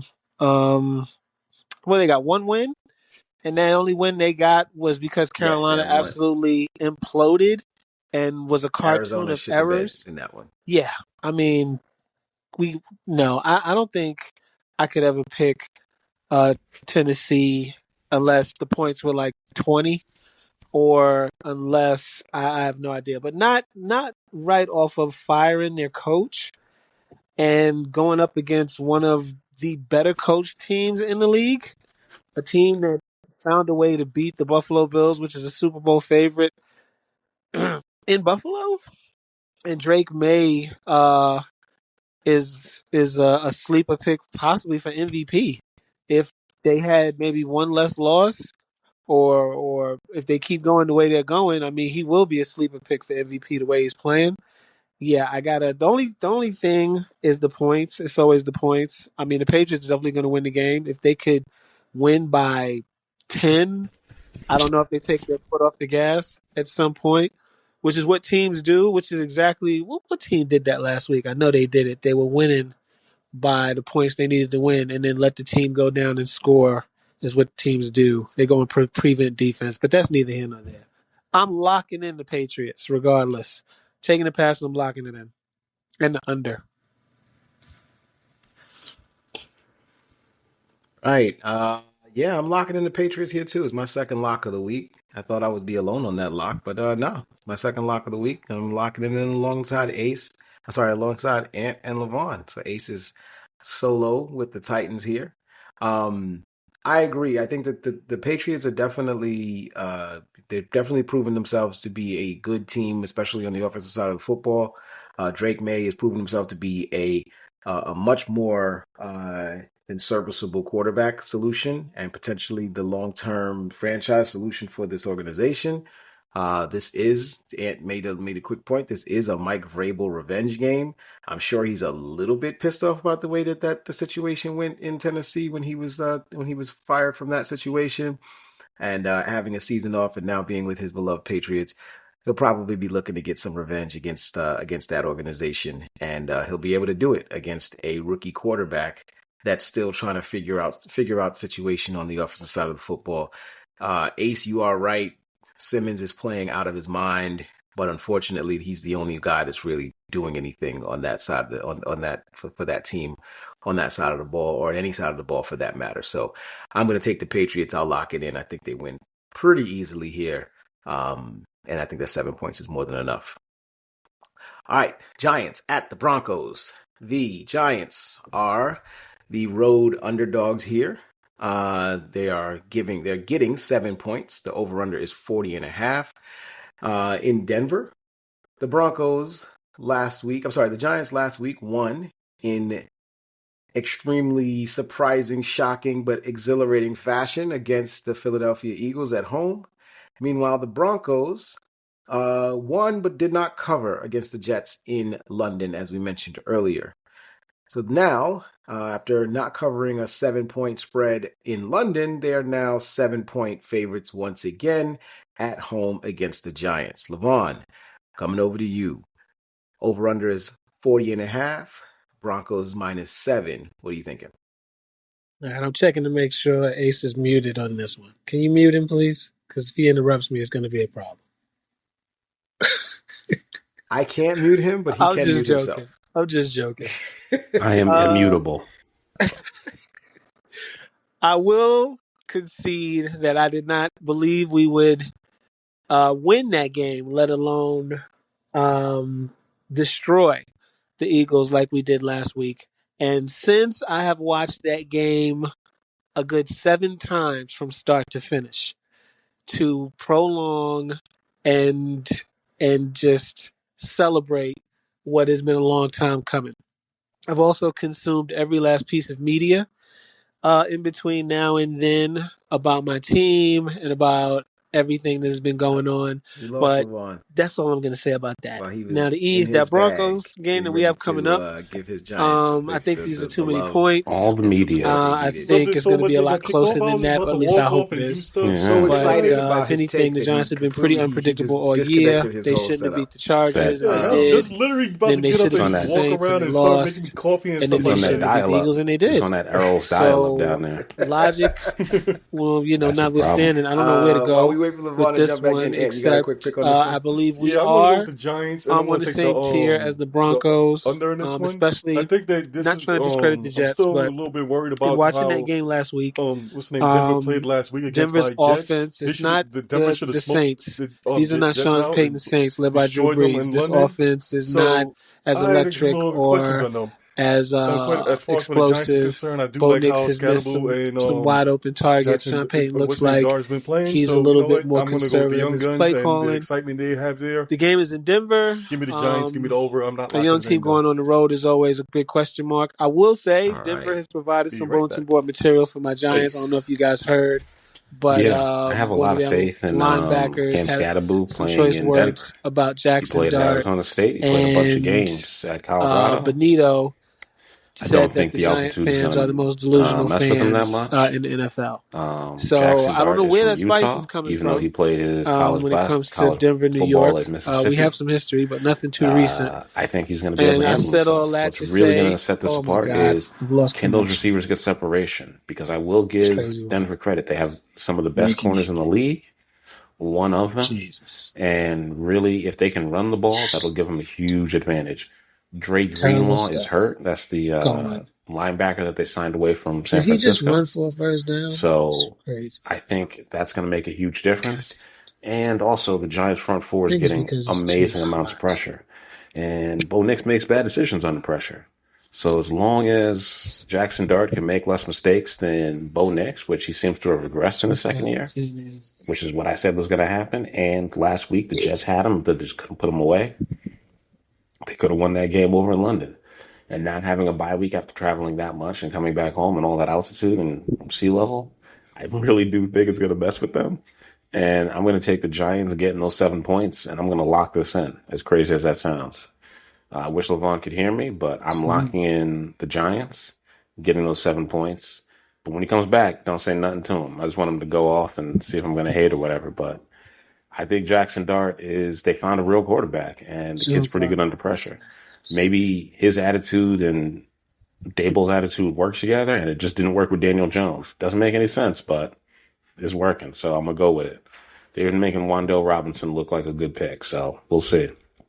It's a shame Neighbors got hurt, because if he wasn't, I think the Giants could actually, make some noise and legitimately possibly make the playoffs on the strength of the defense carrying them.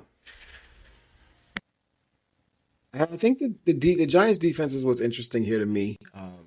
I think that they can get after Bo Nix and that offense in Denver pretty well, and they can make the game ugly and muck it up a little bit, and then that allows for Scadaboo and Dart to make plays here or there to keep the game relatively close. I think this plays very interestingly. I think this plays similarly to the way that the Giants played against the Saints when they played on the road against the Saints in New Orleans. And had they not had the 5 turnovers in that game, I think that game would have been very close. The Giants might have actually won that game outright because they weren't getting beat by the Saints. They were, kind of, outplaying themselves in most of that game. So I kind of like the Giants here to be able to cover this number against the Broncos. I don't really know who the Broncos running backs are. I'm not sure what their running game looks like, at least not at this point. Nobody does. Which I think is a problem for them because Dobbins is their healthiest. Yeah, J.K. Dobbins, right. That means that they're relying on Bo Nix to kind of play a little bit of hero ball and play third and long. And against this pass rush of the Giants, I think that's difficult. I do think this is a low scoring game. The under is probably my favorite bet for this game. So I'm not locking this in, but I definitely think that the Giants can keep it close, keep it within the number. Because I do think that the Broncos' strength of their Broncos defense are those cornerbacks. They do have a relatively decent defensive line, but I think Dart can get away from that pressure with his athleticism and make things happen from there. But I do think he'll have trouble passing the football against the Broncos secondary. So I'll take the Giants to cover the number, no lock, but I do like them to stay relatively close here. I just wonder, do you guys think that LeVon is just still talking and he doesn't notice that he got kicked off? He may very well be. He may loving very up well his Giants and stuff. Yeah, because I was just checking the chat to see if he. That would be insane. I'm have to actually check his actual phone so you can notice, like, wait a minute, oh, I'm off. I gave this long speech. Yeah, I'm gonna hit LeVon and let him know he got booted. Now, before we get to the next game, I just want to give a quick shout out to Joe Flacco and the Cincinnati Bengals. They're not just are they winning this game right now against the Pittsburgh Steelers. Pittsburgh has the ball with a little over 4 minutes left in the fourth quarter. But what I just saw was they actually ran an RPO with Joe Flacco. He kept the ball. He kept the ball and ran for 13 yards.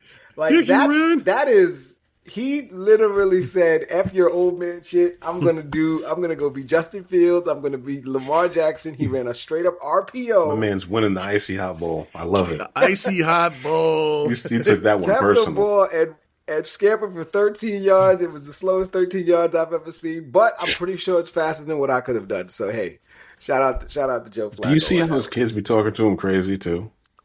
Mm-hmm. Yes. That's the wildest part to me. That is the wildest part to me about all of this. The funny thing is, like, his kids wear jerseys of other teams. Yes. Like, In his face. In his face, they don't care. They were like, win another Super Bowl. We don't remember the first one. I was like, wow, that's wild. That's crazy. Playing against, he's playing against the Steelers, and your kids are asking you for DK Metcalf's autograph. Really, kid, really? Kiss my ass. Okay. I just gotta say one thing though. If this score actually holds up, my little text earlier that I posted in a group or whatever, it might actually come true. I said the Bengals and they're over. I actually called it. Yep, I knew the over was going to happen. Now the Steelers look like they're coming back. The Steelers have just scored a touchdown. And, there you go. Of course, as soon as I said it, there you go. There you go. There you find go. it amazing. Giants on the under, and he locks them in. Rodgers has thrown the touchdown to every tight end on the team. No receivers, just the tight ends. Unless he just threw one to me. He got that long touchdown that he threw when they were in London, I think it was. I'm talking about this week, though. He's thrown 3 touchdowns this game, and somehow they're all to the tight ends. He needs his pal Alan Lazard. He needs him over there. Exactly. They can have him. Come on, Joe Flacco. Pick. Come on, Flacco. You got the ball back with 2 minutes and 21 seconds. You can do it, Flacco. Flacco. Win the icy hot bowl. Jamar, it's over. Win the retirement bowl. Is there anything else you wanted to say about He let it all out on offline.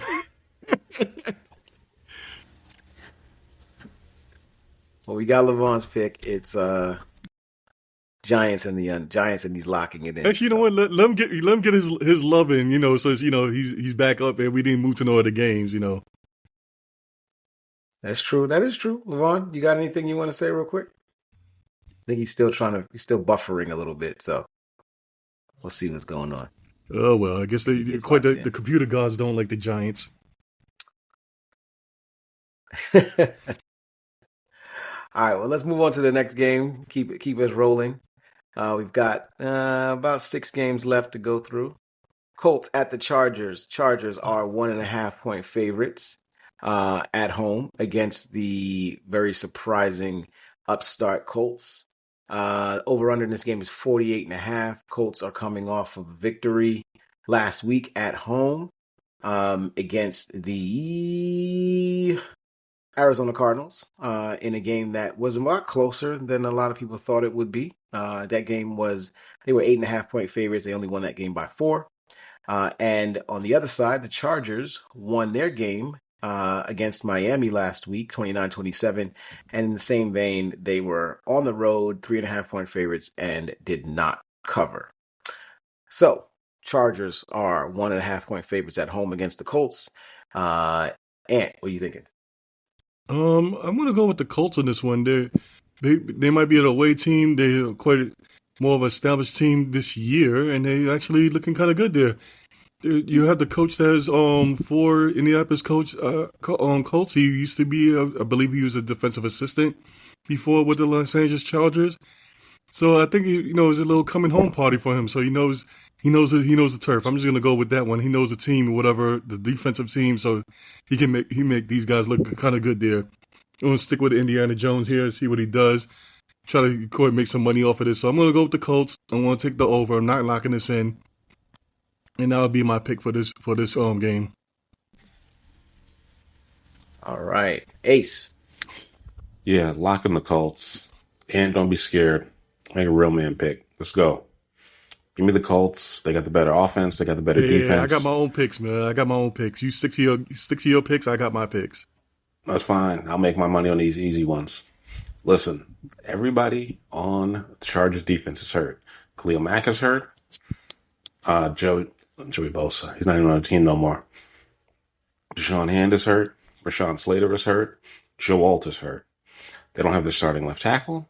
They don't have their starting pass rusher, and they don't have their starting defensive tackle. All very, very good players. They need them. They don't have them. They're not going to be able to stop Jonathan Taylor very easily. They play a very physical style of ball, and it is affecting the team. They give up 27 points to the Dolphins, as Malik just mentioned. 27 points to a team that we don't think is good. So what's going to happen when they play a good team? They're going to get rolled, take the over. This game's going to be played in the 30s, and I think Indianapolis is going to win on the road. So let's lock up the Colts, and I'm going to take that dub. Let's go. All right, Levon's still having trouble getting locked in, so he's just gonna make his picks over the chat. So I'll announce his picks as they come in. I'm going to take the Colts as well. I want to pick the Chargers here. I feel like if the Chargers were a little bit healthier, this would be one of those schedule losses. There's these games that are just on your schedule that you just wind up losing just because it's a good team, good situation at home. You lose to them. But for right now, I think they're just too beat up, too banged up. The Chargers are to win this game outright. So I think the Colts win this game. I would take the Colts on the money line, and even with that 1.5 points, I would take them on the money line and see if I can get a better number there in terms of a straight up win. But I like the Colts. I like the over in this game to hit, and but no lock. Levon is also taking the Colts. All right, next game up, we have the Packers at the Arizona Cardinals. The Packers are 6.5 point favorites on the road in this one. The Packers won last week in that game against Cincinnati in Joe Flacco's debut as a Bengal. They won that game by 11 points. By 9 points, despite being a 14-point favorite coming into that game. So they did win by more than one score, but wasn't enough to cover that number. On the other side, the Arizona Cardinals, as I mentioned earlier, lost in Indianapolis, but were able to cover that 8.5 point spread. They're back home, and they are 6.5 point dogs hosting the Packers. Ace, we'll start with you here. What are you thinking? Give me the Arizona Cardinals. This is me just kind of hating on the Packers. They're on the road. I don't think the Packers are very good, but they should be able to win. Their running game is back on track. But I like what I saw from Jacoby Brissett. And if he's going to play again, I have faith that they can actually make that offense go with him. And Maserati Marv is practicing, and he appears to be healthy. And Trey McBride is one of the best tight ends in the league. So I'm going to roll with them, and maybe if they can get some kind of running game going, they seem to have explosive plays, and maybe the coach is apologizing. He actually feels sorry for putting his hands on somebody, so they may want to listen to him and try to win this game because, it's more about them than it is about him, but we will see. But I'm going to take those 6.5 points. I'm going to take the home team, and I'm going against the Packers. All right, I'm going to go the other way. I'm going to take the Packers. I'll give the 6.5. I just like what Josh Jacobs is doing as a running back for this team. I like how he's running the football. I like how he's helping to control the offense on that side of the ball, not putting Jordan Love into situations where he has to push the ball down the field. So I like the Packers here, being able to cover this number, the 6.5 points, win this by 7, and take it from there. Levon likes the Packers as well. No lock for me either. But it's over to you. I'm also going to take the Packers on this one. I'm going to take the over in this one. I'm going to make this my lock of the week again. I think this is my 4th lock. I can't remember. But anyway. This is 5. This would be 5 if you take it. Okay, I'm going to take it anyway. This is my 5th lock. I'm going to be like Ace. I'm going to have 6 locks. But anyway, I'm going to take this is going to be one of my locks of the week. I have the Packers in this one. I'm not going to hate on them. But also the Arizona is not going to be without Mr. Midget, David the Gnome. They playing with an okay backup quarterback. But I don't like what the coach did last week. And I still think that sends ripples through the locker room. You're going to treat a player or man who's coming to work, like he's a child. And according back in the 80s, you're going to try to shove them around. It doesn't work right now these type of days. You can't even do that to a kid these days. So anyway, I'm going to go with the Packers on this one. their coach actually has respect for his team, and I think their team respects him. So I'm going to go with that one, and that makes my final lock of the week, unless we're going to go by Aces 6 type of locks. All right. All right, next up we have the Washington Commanders at the Dallas Cowboys. Washington goes to Jerry World. They are 2-point favorites on the road at the Cowboys. Both of these teams are coming off of losses last week. The Cowboys lost in, pretty stunning fashion to the Carolina Panthers, giving up over 200 yards on the ground to their former player Rico Dowdle. In another game where Dak Prescott played well, did some things offensively, but they weren't able to stop anything. On the other side, Washington lost a heartbreaking game against the Chicago Bears at home, on a game that they probably feel that they gave away with a couple of costly turnovers towards the end of that game. They now sit at, I believe, 3-3 going into this game, if not 2-3 going into this game. And they probably feel like, they should be over 500 in this situation. Division matchup between two teams that are vying to dethrone the Philadelphia Eagles in the NFC East. Washington is a 2-point favorite again on the road at the Cowboys. Ace, we'll start with you. Do I have any more locks left? I think I used 4, right? You did use 4. You have 1. Okay. I'm not going to use it on this one, but I like Washington's defense a little bit better. And as long as they can stop the fumble issues, I think they'll be okay. The Cowboys know they're going to have to play better on defense. I just don't think they'll be able to. They found a good running back in the rookie Krosky Merritt. I think that's his last name. Yeah, Bill Krosky Merritt. Yep. Yeah. The Cowboys, Javonte Williams is okay, but he hasn't been great. Clearly, they should have held on to Rico Dowdell. They're losing their minds about how well this guy's been playing. He's got 400 yards in 2 weeks. I don't think he had that over like a full season with them, maybe. So it's just kind of insane. But whatever it is, it's not there this year with the defense. So I'm going to go with the Commanders. And, I think they're going to win. I think Dak's going to have a good game, but they're just not going to be able to get it done. So give me the Commanders, and I'll take those points. All right. Oh, you're giving points there. Oh, they're road laying favorites. 2. Yeah, I'll take those 2 points. They can win by a field goal. They should win by a field goal. Okay. Ant, over to you. 59 accuracy is not enough.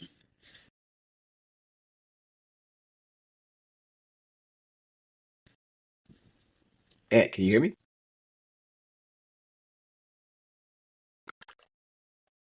All right, Ant might be having some technical difficulties on his side. I will go next. I will take the Cowboys to cover the number at home. I just like what they're doing offensively. I've had concerns about the Commanders' defense all season, and they did not play well in that game against the Bears last week. They weren't able to keep Caleb Williams and that offense off from making some big plays against them in that game. This is a capable defense, but not a great defense. So I will take the Cowboys to cover the number. I think that what I'm seeing from Dallas is pretty much, holding true, which is really good on offense, can score with just about anybody, and will definitely give it up on defense and allow everybody to stay in the game. So I think this game goes the Brandon Aubrey route. Kicks back and forth towards the end of the game. Whoever has the ball last will win. That's why I'm giving the nod here to the Cowboys since they're getting points at home. And over to you.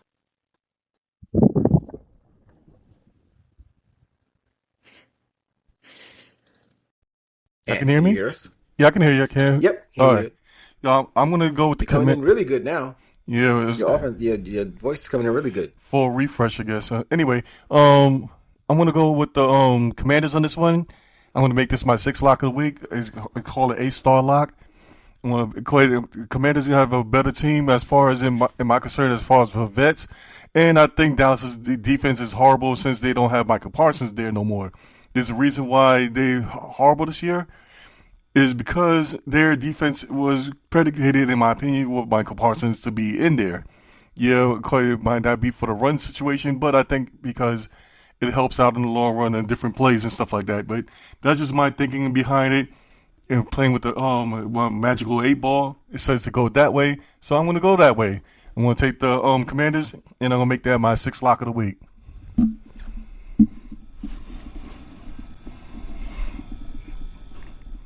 Yeah, I'm done. I can't hear you, Malik.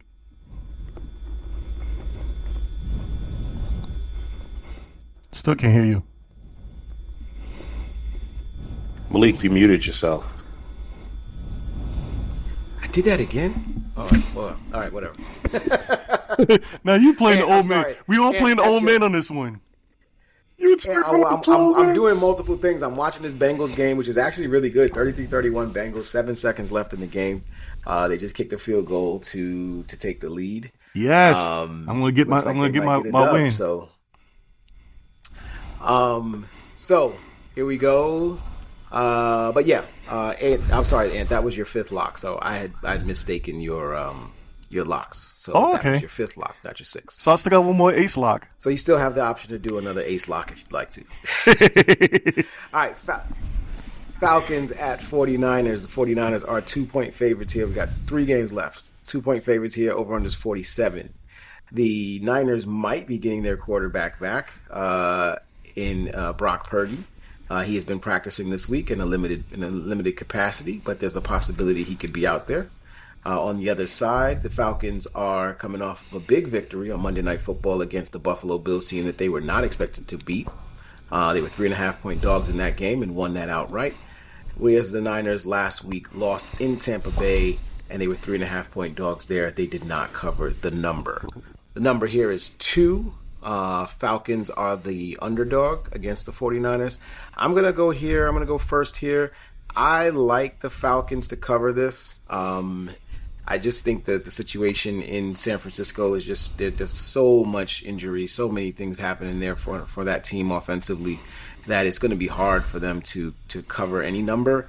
I don't want to lock this in, but I only have 3 more games to go, and I still have 3 locks to get. So I'm going to lock this in here as well. I think the 49ers are a good team, but they're not a great team, and I think the Falcons can come in and catch them slipping.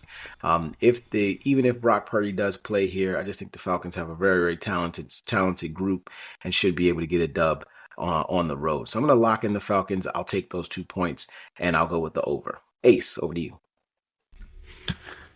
Yeah, I tend to agree with you. George Kittle is practicing, so is Ricky Pearsall, so they may actually have a little bit more health on the offense. The offensive line is healthy, it's just that everybody else is not. Fred Warner has a really nasty injury. He broke his ankle and dislocated it, so they're really going to miss him. He's the brain of the defense, and he is irreplaceable for them, which is why I cannot pick San Francisco. I got to go with the Atlanta Falcons, which sounds crazy to me. They're just too hurt, This physical style of football is just wearing down these teams, and these guys are just too hurt. So I'm going to have to go with the Falcons. Coach Brick, formerly with the Jets, has this team actually playing really good defense. So we will see. I'm going to take the Falcons in this one. No lock, but take the Falcons. It's a safer bet. All right, Ant, over to you. Just like Ace mentioned, George Kittle's coming back. Brock Purdy better come back. He's getting on my nerves just sitting on IR in my fantasy thing, and I is clogging up space there. But anyway, hopefully he comes back. As far as for defenses on both teams is concerned, is the Jedi Master Robert Saleh versus the Patty one and what's the name? And Brick. See, quite the Jedi Master knows what he's doing, especially when it comes to his quite injured teams when he's on San Francisco. So with that history, I'm gonna go with San Francisco on this one, and I'm gonna take the over in this one. I'm not gonna lock this in because I already got all my locks, and I've saved my ace lock for later on. All right. Hey, can LeVon speak? That was the Sunday night. No, he can't. So he actually gave his lock. He gave his pick. He's taking the Falcons. All right. That was the Sunday night game. We got 2 Monday night games on the slate. The first one Can is anybody the hear me? Buccaneers at my Detroit Lions. Nope, I think I'm still Lions, this is the early disconnected. game of the two. This is the 7 p.m. game Still on Monday disconnected. night. The Lions are favored by Yeah, 5.5. The over-under is 52.5 in this game. It's the second highest line behind the Cowboys and Commanders, which is at a whopping 55. I'll go first on this one. The Lions lost last week in heartbreaking fashion for me in Kansas City against the Chiefs. And meanwhile, the Buccaneers continue to play, that barn burner style of football that we've come accustomed to with them and Baker Mayfield, and they beat a very, very scrappy San Francisco team that played as hard as they possibly could, but just didn't have enough firepower to win it outright. I like the Lions in a bounce back here. They haven't lost two consecutive games since 2022. So that hasn't happened for this team. In addition to that, Buccaneers are really banged up on the offensive side of the football. We know that Chris Godwin's not going to be playing. Most likely their rookie Emeka Egbuka is not playing as well. And Mike Evans may get the start in this one, but he's also coming off of an injury and has missed the last few games. So there's a chance he's not going to be at full range either. And we also know Bucky Irving is not playing at the running back position. So as banged up as the Lions are on the defensive side of the ball, especially in the defensive secondary, the Buccaneers are just as banged up, if not more. And I think that the Lions will be looking to get some revenge from their Week 2 loss against the Buccaneers at home last season. So they'll be looking to get some revenge there and to continue to play, as to try to vault themselves into the best team in the NFC. So I'm going to take the Lions. I'm going to lock this in, and I'll give the 5.5 points. Not feeling great about it, just because I really would have liked to have a better performance from the Lions. But I think this weekend, this Monday, they'll try to exact some revenge and make some things happen on that side of the ball. So I'll take the Lions. I'll give the 5.5, and I'll lock this in as my fourth lock of the week. Ace, over to you. All right. I'm taking the Lions as well. I did keep talking bad about Baker, but I believe in him. He is the guy, and this is going to be the good Monday Night Football game. Them having two games on Monday night, I actually kind of like it, but I like it when there's a little more overlap. This 10 p.m. is way too late. There's no way I'm going to watch that late game. I'm going to fall asleep and miss it. But give me the Lions. They're going to get back to 5 wins. This game is huge in terms of who gets the 1 seed in the NFC. So it's going to be whoever wins this game will likely be the 1 seed. Because the Buccaneers win, they're going to be 6-1, and they're going to have a tiebreaker with the Lions and basically a 3-game lead. So the Lions really got to get it together and win this one. And because they're at home, I think they will. And if they do win, I do believe they're going to cover. So give me the Lions. He can't keep being able to get away with throwing to people we've never heard of. Tess Johnson is a rookie out of UNC. We will see how that goes for them, but give me the Lions, and I think they should be able to win this one by a touchdown. They're going to have the game plan around the injuries on defense, and it sucks that they lost their safety. But apparently, he needed to get touched up, like Zaire Franklin said on the Club 520 podcast. Apparently, Juju needed to get some Accurate. He got some Accurate. Zaire Franklin was definitely going to be one of my shout-outs. That was hilarious. It was so funny. He was the only one who was like, nah, he needed that. Yeah, over to you. Yeah, give me the Lions as well. The thing is that they basically facing a skeleton crew with the Buccaneers. The rookie's gonna be gone. Chris Godwin's gonna be gone. Mike Evans might be back, but see what happens on this one. But anyway, the Lions gonna be without what's the name of your safety, because he decided to have a little bit of fun at the end of the game. That shouldn't count for suspension, in my opinion. That's after the game. But anyway, give me the Lions on this one. I think they're going to roll through and win that game. All right, last but not least, we have the 10 p.m. game that Ace was talking about. This is the game that I just want to see what the Nielsen ratings will be on this one. It's a 10 o'clock start. What did LeVon pick in that one? I'm sorry, LeVon took the Lions as well. So all right. All 4 of us are going with the Lions. Apologize. This is the Texans at the Seahawks. The Texans are 3-point underdogs on the road against the Seahawks. Seattle is laying 3, and the over-under is 41. Levon is taking the Seahawks and locking this in as his fifth lock of the week. The Seahawks are coming off of a victory in Jacksonville last week against the Jaguars in impressive fashion. It was only an 8-point victory, but if you watch that game, it looked a lot better than that. Sam Darnold played another very, very good performance statistically. I think he had 3 touchdowns in that game. And they just rolled pretty much over the Jacksonville Jaguars. On the other side, the Texans got their second win of the season, the second consecutive win of the season, and their second blowout of the season, beating the Baltimore Ravens in Baltimore 44-10. That game was over by the second quarter. Was not very close, but again, that could be more. We were not sure if that was more good Houston or just bad Baltimore. But anyway, and they're coming off of their bye. That was their last game that they played, and they had a bye last week, so they're coming off of their bye going to Seattle. So again, Levon has this with the Seahawks locking it in. Ace, will start with you. Close us out. All right. I'm locking in Seattle as well, even though they have a couple of injuries on their defense. The one that concerns me the most is Tyreek Woolen, who's questionable with a concussion, and Derek Hall, who's questionable with an oblique. They're going to need them to be healthy in order to win this game. But Houston just hasn't really been very, focused and kind of centered, to be completely honest. So I don't think they're going to be able to do much with this, but I have a lot more faith in Seattle at home than I do with Houston going all the way on the road to the West Coast like this, and the Monday night and the super late game. So it may give them a little bit more time to heal, but we will see. But yeah, give me Seattle. I'm going to lock this in for my fifth lock of the week. Go ahead, Ant.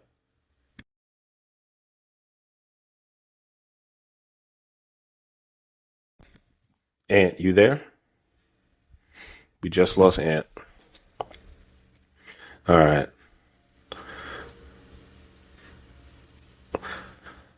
Yep, Ant just dropped. I'm going to see if he can text us.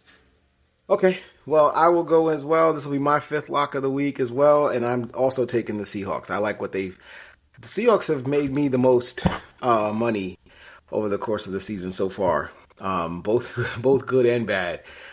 They've been really good in spots, and they seem to be getting better.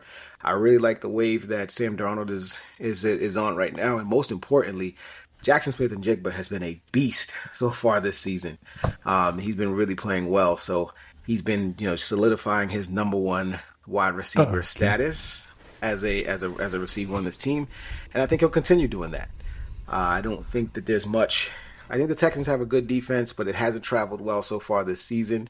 And the 2 games that they have won against Tennessee and Baltimore have not shown me that they are, out of the woods yet.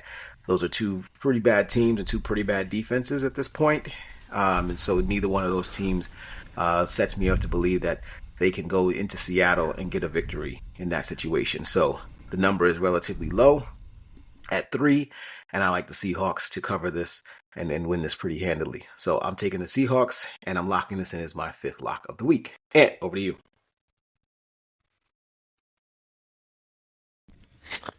All right. If we can't hear Ant, I'm just going to let him know he took Seattle. He didn't tell me why. He just said Seattle. Okay. No lock because he had ran out of his locks. Correct. So I guess this is his ace lock, as he likes to call it. That is the end of the slate for us. We'll run down our locks before we close out here.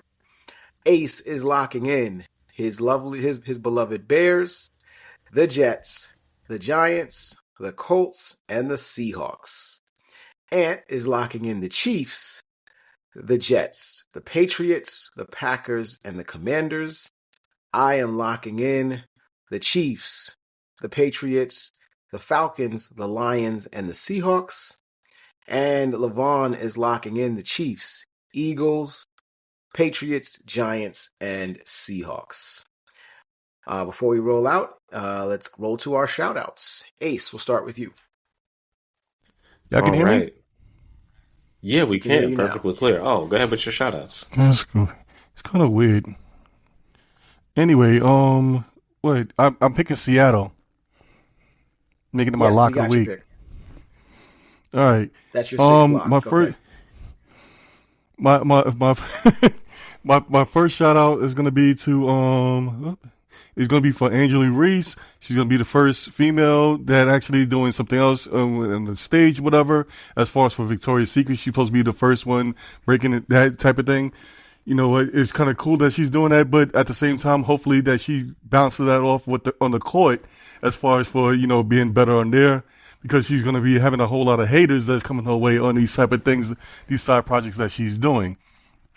I'd like just to say happy birthday to Joe Klecko on there. I know me and Malik saw him before with a Bills fan a long time ago. I think it was over 10 years ago. He's finally made it into the Hall of Fame. Quite shout outs to him. I don't know if this is actually confirmed news yet or whatever, but shout outs to Philly's Karen. She's going to try to sue the MLB because she got fired for stealing a little ball from that kid. But I don't think that's going to work. But it's kind of funny that she's trying to do a multi-million-dollar lawsuit between social media and Major League Baseball. Good luck on that one. That's not going to happen. Just going to make her look even worse. It's already bad enough that she looks like the T-Move version of Elizabeth Warren. What's the name? Shout outs also to the governor of Illinois, J.B. Pritzker or whatever. For some reason, this dude said that he won $1.4 million playing blackjack in Vegas. Yeah, right. Wait till they actually find out about those things and do investigations. Shout outs to you.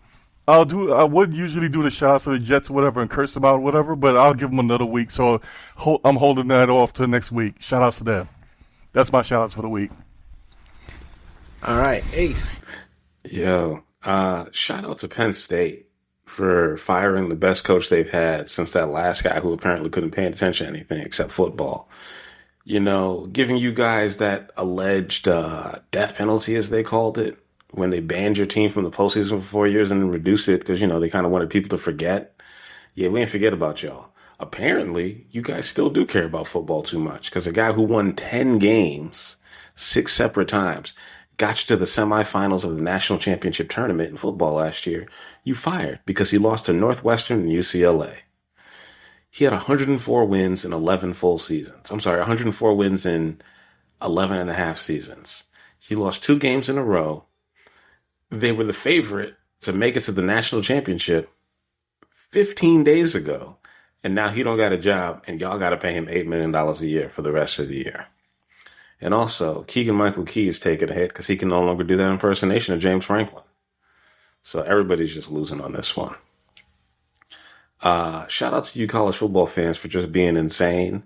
And, all the coaches that are getting fired for all these teams that just feel that they deserve to win.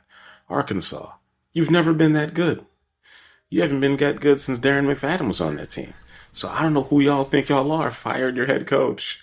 Going back to Bobby Petrino, who was the coach who got into a motorcycle accident with a female staffer on the back while he was still married with some 24-year-old chick. But y'all went back to that same dude, and we'll see how that works out for y'all.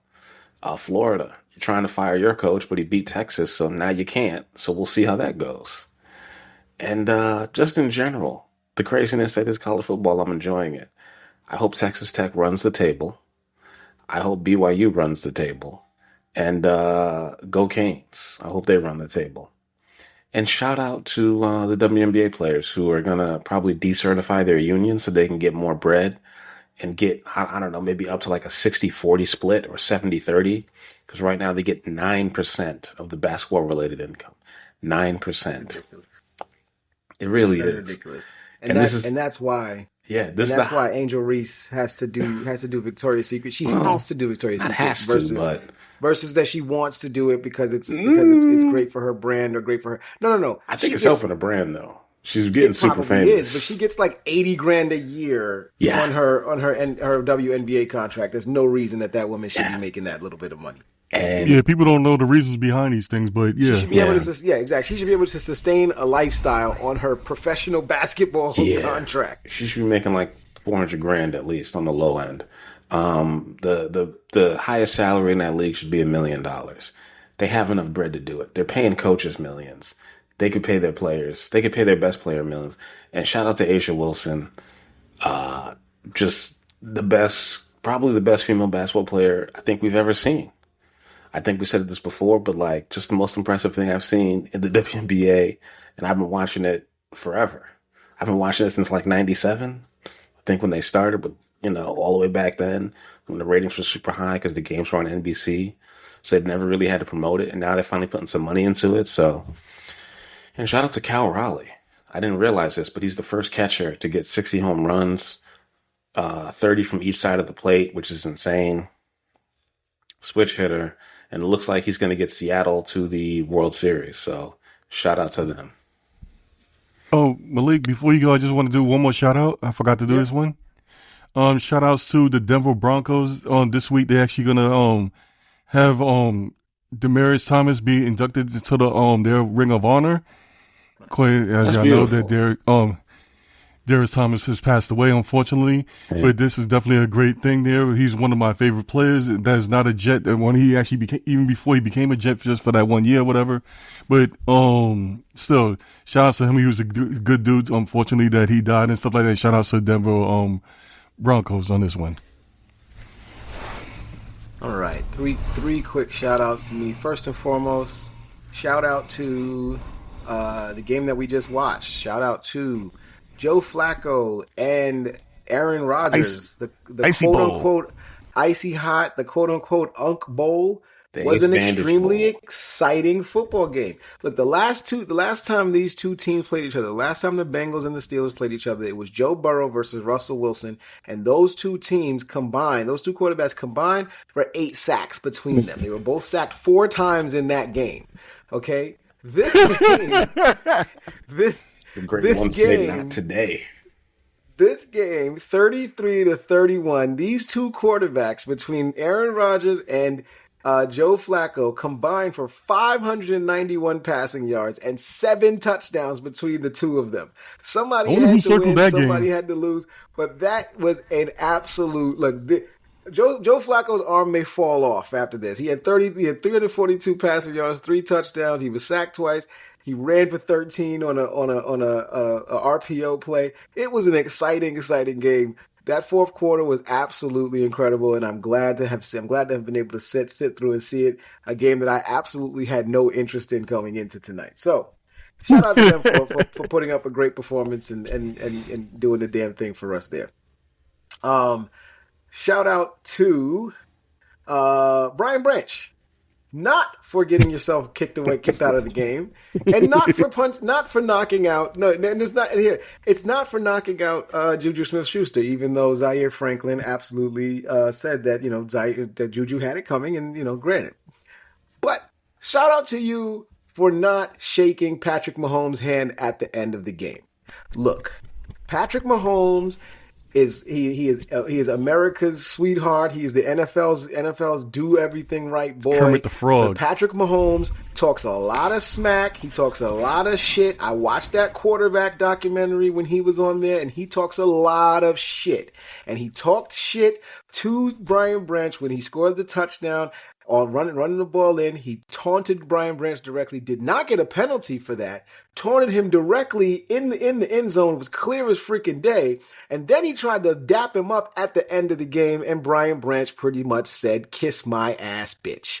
Get out of my face. Leave me alone. I have nothing to say to you," because Brian Branch doesn't play that sneak shit. And I'm perfectly fine with that. And then Patrick Mahomes had the gall to come on TV, and when he was asked about it on Sunday Night Football, he was asked, and he said, we play in between the lines, and I don't know about that. Shut the fuck up, Mahomes. Wow. You know that you bring it on to yourselves. I'm not talking about the game.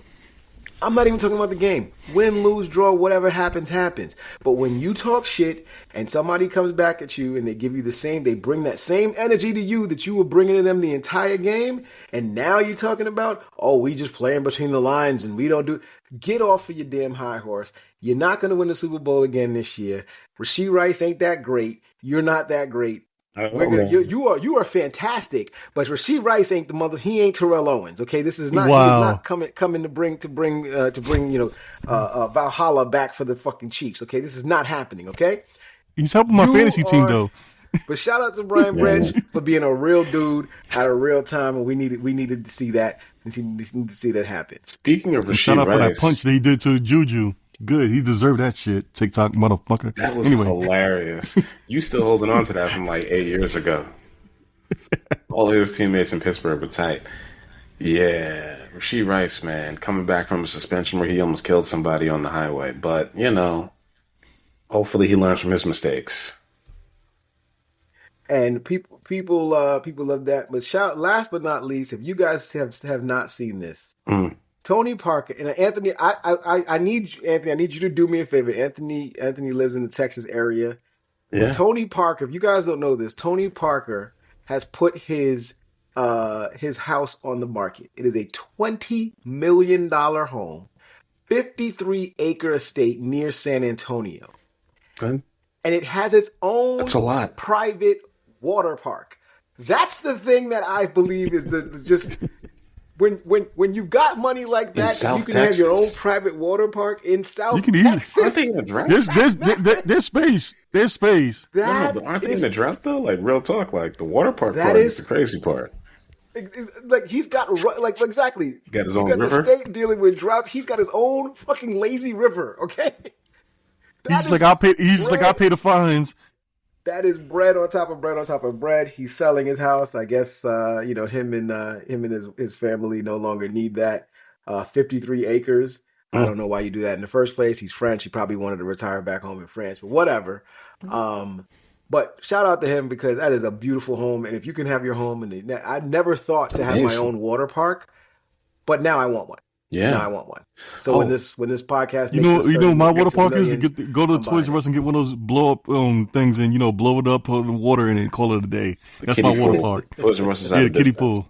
Shout out to Deion Sanders for getting that dub over TCU. That was amazing. You're coaching them boys up, and I like what you're doing out there. And nobody's giving you any press this year because your kids are gone.